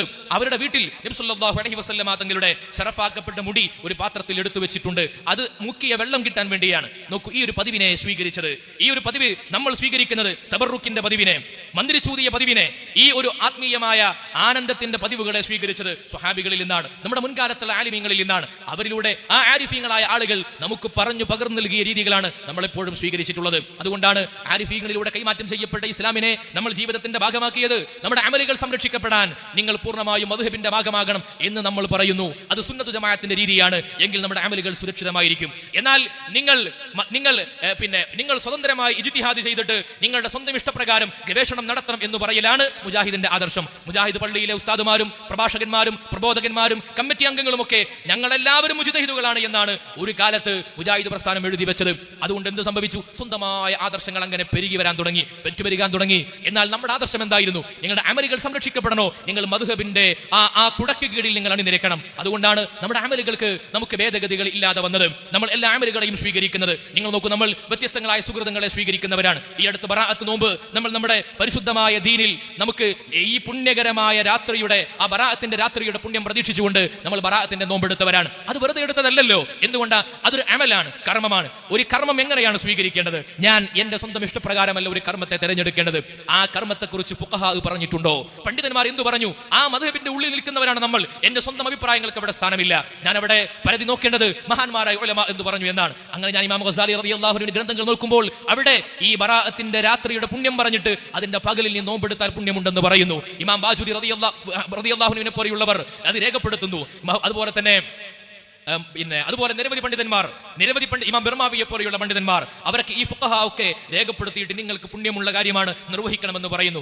അമലുകളെ സ്വീകരിക്കേണ്ടത് നമ്മളുടെ അതിന്റെ കർമ്മങ്ങൾ രേഖപ്പെടുത്തിയിട്ടുള്ള മദ്ഹബുകൾ പരിശോധിച്ചുകൊണ്ടാണ്.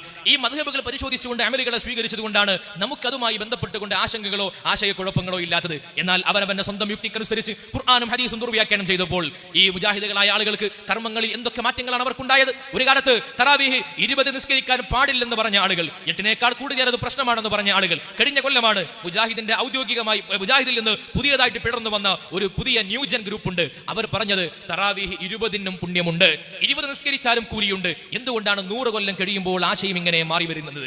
എന്തുകൊണ്ടാണ് ഈ ഒരു ഭേദഗതിയിലേക്ക് അവർ എത്തുന്നത്? അവർ ഇസ്ലാമിന്റെ നിയമങ്ങളെ സ്വീകരിക്കാൻ അവർ പ്രമാണങ്ങളെ സമീപിച്ച രീതിയിൽ അവർക്ക് പിശക് പറ്റിയത് കൊണ്ടാണ്. ഉമർ മൗലവിയെ പോലെയുള്ള ഒരു നേതാവിനോട് ഒരിക്കൽ കുനൂത്തിനെ കുറിച്ച് ചോദിച്ചപ്പോൾ അദ്ദേഹത്തിന്റെ മറുപടി വളരെ രസകരമായിരുന്നു. കുനൂത്ത് ഓതിയവരുണ്ട്, ഓതാത്തവരുണ്ട്. കുനൂത്ത് ഓതിയാൽ പുണ്യമാണെന്ന് കരുതുന്നവരുണ്ട്. എന്നാൽ കുഴപ്പമില്ല. ഇങ്ങനെ ഉരുണ്ട് മറിഞ്ഞ് ഒരു ചോദ്യത്തിന്റെ ഉത്തരത്തിൽ ആ കുനൂത്ത് ഓതുകയാണോ ഓതാതിരിക്കുകയാണോ വേണ്ടത് എന്ന് ചോദ്യകർത്താവിന് ഉത്തരം ലഭിക്കാത്ത മാതൃകയിലുള്ള ഉത്തരങ്ങളായിരുന്നു, പരിഹാരങ്ങളായിരുന്നു നൽകപ്പെട്ടത്. എന്തുകൊണ്ടാണ്? തോന്നലുകൾ ഇസ്ലാമായിട്ട് അവതരിപ്പിക്കുക. നമുക്കവിടെ ആശങ്കകളില്ല. നമ്മൾ ഏതൊരു അമലാണെങ്കിലും ആ അമലിൽ നമ്മൾ പ്രമാണമായിട്ട് സ്വീകരിക്കാറുള്ളത് എന്താണ്? നമ്മുടെ ഉലമാ എന്താ പറഞ്ഞത്, ഫിഖ്ഹിൽ എന്താ രേഖപ്പെടുത്തിയത്, ഫിഖ്ഹ് പരിശോധിക്കാതെ നമുക്കൊരു തീരുമാനം പറയാൻ കഴിയില്ല. എന്തുകൊണ്ടാണ്? ഹദീസുകൾ സ്വതന്ത്രമായി പരിശോധിച്ചാൽ അതിലൊക്കെ ആശയക്കുഴപ്പങ്ങളുണ്ട്. നിങ്ങൾ നോക്കൂ, നമ്മൾ നിസ്കരിക്കാൻ വേണ്ടി നിന്നാൽ മുജാഹിദും പറയും, എല്ലാവരും പറയും അല്ലാഹു അക്ബർ എന്ന ഒന്നാമത്തെ തക്ബീർ അത് ഫർളാണ്. ബാക്കി നമ്മൾ പറയുന്ന തക്ബീറുകൾ മുഴുവൻ സുന്നത്താണ്. ഇത് ഒന്നാമത്തത് ഫർളാണ്, ബാക്കിയുള്ള സുന്നത്താണ് എന്ന് ഏത് ആയത്തിലാണ് ഉള്ളത്? സുന്നത്ത് ഫർള് എന്ന പ്രയോഗത്തിന്റെ ആ വർഗീകരണം തന്നെ ഖുർആനിലുണ്ടോ? പിന്നെ അത് എവിടുന്നാ കിട്ടിയത്? മുജാഹിദിനും അത് കിട്ടിയത് ഫുഖഹായിൽ നിന്ന് തന്നെയാണ്, നമുക്ക് കിട്ടിയതും ഫുഖഹായിൽ നിന്ന് തന്നെയാണ്. ഇത് പണ്ഡിതന്മാർ, കർമ്മശാസ്ത്ര പണ്ഡിതന്മാർ പറഞ്ഞിട്ടല്ലേ നമ്മൾ സ്വീകരിക്കുന്നത്. ഇങ്ങനെ എത്ര കാര്യങ്ങൾ നബി സല്ലല്ലാഹു അലൈഹി വസല്ലം തങ്ങൾ പറഞ്ഞു, നിങ്ങൾ നിന്ന് വെള്ളം കുടിക്കാൻ പാടില്ല, ഇരുന്നിട്ടാ കുടിക്കാൻ പാടുള്ളൂ. മറ്റൊരു ഹദീസിൽ നബി സല്ലല്ലാഹു അലൈഹി വസല്ലം തങ്ങൾ സംസം വെള്ളം നിന്ന് കുടിച്ചിട്ടുണ്ട്. ഹദീസ് മാത്രം പരിശോധിക്കുന്ന മുജാഹിദ് എന്തു ചെയ്യും? ഇവിടെ ആശയക്കുഴപ്പത്തിലാവില്ലേ? എന്നാണ് അവിടെ ചെയ്യുക. അവിടെ നമ്മൾ കർമ്മശാസ്ത്ര പണ്ഡിതന്മാർ അതിന് കൃത്യമായി അതിനെ ഒരുമിച്ച് കൂട്ടിയിട്ട് നമുക്ക് നിലപാടുകൾ, മദ്ഹബിന്റെ നിയമങ്ങൾ പറഞ്ഞു നൽകിയിട്ടുണ്ട്. അപ്പൊ സ്വന്തമായ വ്യാഖ്യാനങ്ങളിലൂടെ നിങ്ങൾ അന്വേഷിച്ചു പോയാൽ നിങ്ങൾക്ക് പൂർണ്ണമായ നിയമങ്ങളെ കണ്ടെത്താൻ കഴിയില്ല. ഖുർആനിനെ മാത്രം പരിശോധിച്ച് നിയമങ്ങളെ കണ്ടെത്തേണ്ടവരല്ല നമ്മൾ. അത് നമ്മുടെ പണിയല്ല. അത് യോഗ്യരായ ആളുകളാണ് ഖുർആനിനെ സമീപിക്കേണ്ടത്. കാരണം ഖുർആൻ മാത്രം നോക്കിയിട്ടാണ് ശേഖർ മൗലവി നിസ്കാരം 3 ഉള്ളൂ എന്ന് പറഞ്ഞത്. അദ്ദേഹം ഓതിയത് ഖുർആനാണ്. മിർസാ ഗുലാം അഹമ്മദ് ഖാദിയാനി ഞാൻ പ്രവാചകനാണെന്ന് പറഞ്ഞത് ഖുർആൻ ഓതിയിട്ടാണ്.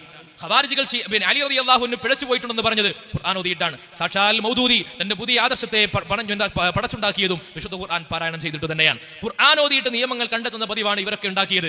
എന്നാൽ ഖുർആനിന്റെയും ഹദീസിന്റെയും ഇജ്മാഇന്റെയും ഖിയാസിന്റെയും ഒക്കെ സമൂലമായ സാകല്യ വൃത്തത്തിന്റെ താഴെ നിന്നിട്ട് ഇസ്ലാമിനെ സമീപിക്കുന്ന ഒരു മുഖല്ലിദായ മദ്ഹബിനെ അനുധാവനം ചെയ്യുന്ന ആൾക്ക് പിഴക്കുകയില്ല. എനിക്കും എന്റെ പേരക്കുട്ടികൾക്കും എന്റെ വല്ലിപ്പാക്കും ഉപ്പാക്കും ഒരേ ആദർശം തന്നെയാണ് എന്ന് നമുക്ക് പറയാൻ ധൈര്യസമേതം കഴിയും. നമുക്കൊക്കെ ഒരേ മനഹജും ഒരേ നിലപാടുമായതുകൊണ്ടാണ്. എന്നാൽ മുജാഹിദുകൾക്ക് അത് പറയാൻ കഴിയില്ല. കഴിഞ്ഞ 100 കൊല്ലത്തിനിടയിൽ മരിച്ചുപോയ മുജാഹിദുകളുടെ നിലപാടല്ല ഇന്നത്തെ മുജാഹിദിന്റെ നിലപാട്. മുജാഹിദ് സ്ഥാപകൻ വക്കം മൗലവി എല്ലാ ദിവസവും വീട്ടിൽ വന്നിരുന്ന ആളുകളെ മന്ത്രിച്ചോതിയിരുന്ന ആളായിരുന്നു. മുജാഹിദിന്റെ ആദ്യകാല നേതാക്കന്മാർ റബീഉൽ അവ്വൽ നടത്തിയിരുന്നു. അറബിയിൽ മാത്രം മൗലിദ് ഓതിയാൽ പോലെ മലയാളത്തിൽ മോദനമെന്ന് പറഞ്ഞിരുന്നു. അങ്ങനെയൊക്കെ പറഞ്ഞിരുന്ന ആളുകൾക്ക് അവരെങ്ങാനും ഇന്ന് ഭൂമിയിലേക്ക് മടങ്ങി വന്നാൽ ഇന്നത്തെ മുജാഹിദിന്റെ വാദപ്രകാരം അവരൊക്കെ പിഴച്ചുപോയവരാണ്. എന്തുകൊണ്ടാണ് ഈ വൈകല്യങ്ങളും ഭേദഗതികളും വന്നത്? അതല്ലേ ആലോചിക്കേണ്ടത്. അടുത്തൊരു 100 കൊല്ലം കഴിഞ്ഞിട്ട് വരുന്ന മുജാഹിദുകൾ, ആ മുജാഹിദുകളാകുന്ന അടുത്ത തലമുറയിലൊക്കെ വരുന്ന കുട്ടികൾ, ആ കുട്ടികൾക്ക് ഇന്നത്തെ മുജാഹിദുകളെ കുറിച്ച് അവർ തൗഹീദിലാണെന്ന വിശ്വാസം ഉണ്ടായിക്കൊള്ളണമെന്നില്ല. പിന്നെ എന്ത് ഗ്യാരണ്ടിയിലാണ് ഇങ്ങനെ ഒരു സംഘടനയുടെ പിറകെ പോകുന്നത്? 100 കൊല്ലം കഴിഞ്ഞ് അടുത്ത 100 കൊല്ലത്തിലേക്ക് നമ്മൾ ആദർശ വിശുദ്ധി എന്ന് വെറുതെ പറഞ്ഞതല്ല, അത് വിശുദ്ധി തന്നെയാണ്. എന്റെ കഴിഞ്ഞ 100 കൊല്ലം മുമ്പ് 926 ഉണ്ടായിരുന്ന അതേ ആദർശം, ആചാരം, അനുഷ്ഠാനം നമുക്ക് ഇന്നും നിലപാടുകൾ തന്നെയാണ്. അത് പറഞ്ഞുകൊണ്ടാണ് നമ്മൾ പുതിയ നൂറ്റാണ്ടിലേക്ക് പ്രവേശിക്കുന്നത്. അല്ലാഹു സുബ്ഹാനഹു വ തആല ആ രീതിയിൽ പരിശുദ്ധ ഇസ്ലാമിന്റെ ഈ ഒരു സ്ഥിരതയുള്ള ആദർശത്തിന്റെ പിറകിൽ അടിയുറച്ചുകൊണ്ട് മനസ്സിലാക്കാൻ നമുക്ക് തൗഫീഖ് നൽകട്ടെ. ഒരു കാര്യം ആണയിട്ട് പറയുന്നു, ഈ അവസാന കാലഘട്ടത്ത് ലിബറലിസവും പുതിയ അൾട്രാ സെക്കുലറിസവും ഒക്കെ പെരുകി വരുന്ന കാലത്ത്, തോന്നലുകളെ മതമാക്കി സ്വീകരിക്കുന്ന കാലത്ത്, അവനവന്റെ സന്തോഷങ്ങൾക്ക് വേണ്ടി ആദർശങ്ങളെ നിർമ്മിക്കുന്ന കാലത്ത് ഇസ്ലാമിന്റെ സുന്നത്തു ജമാഅത്തിന്റെ ശരിയായ മാർഗരേഖയുടെ പിറകിലൂടെ സഞ്ചരിക്കുക എന്നത് എളുപ്പമുള്ള പണിയല്ല. അണപ്പല്ല് കൊണ്ട് കടിച്ചു പിടിക്കണമെന്ന് പറഞ്ഞതുപോലെയാണ് നമ്മൾ സുന്നത്തു ജമാഅത്തിനെ സ്വീകരിക്കേണ്ടത്. അതിന് നമുക്കുള്ള ഏറ്റവും നല്ല വഴി സമസ്ത എവിടെ പറയുന്നുവോ അവിടെ നിൽക്കുക എന്നതാണ്. ഞാൻ ഒറ്റയ്ക്ക് ആലോചിച്ചുകൊണ്ട് ശരിയായ മാർഗങ്ങളെ എനിക്ക് കണ്ടെത്താൻ കഴിഞ്ഞുകൊള്ളണമെന്നില്ല. ഉലമാ പറയുന്നിടത്ത് ഉലമാഇന് ഒരു ലാഭവുമില്ല. നാട്ടുകാരുടെ ഇഷ്ടത്തിനനുസരിച്ച് നിന്നുകൊടുത്തിരുന്നുവെങ്കിൽ ഉലമാഇന് നല്ല ലാഭം ഉണ്ടാകുമായിരുന്നു. പക്ഷേ നമ്മുടെ ഉലമാ, സമസ്തയുടെ ആലിമീങ്ങളോ നേതാക്കന്മാരോ നാട്ടുകാർക്ക് വേണ്ടി അവരുടെ താല്പര്യങ്ങൾക്കനുസരിച്ചുകൊണ്ട് ഇസ്ലാമിനെ ഉണ്ടാക്കി കൊടുക്കുന്നവരല്ല, ബിദഈകളെ പോലെയുള്ള സമീപനം സ്വീകരിച്ചവരല്ല. അതുകൊണ്ട് നമ്മുടെ ഉലമാ ഒഴുക്കിനെതിരെ നീന്തി ആളുകൾക്ക് അരുതേ അരുതേ അരുതേ, നിങ്ങൾ ചെയ്യരുതേ എന്ന് പറയുന്നത് ഇഷ്ടമല്ല, എന്നിട്ടും ഉലമാ പറയുന്നത് ഇത് അമാനത്തായതുകൊണ്ടാണ്. അത് നമ്മൾ ഏറ്റെടുക്കുക. അല്ലാഹു സുബ്ഹാനഹു വ തആല നമുക്ക് തൗഫീഖ് നൽകി അനുഗ്രഹിക്കട്ടെ.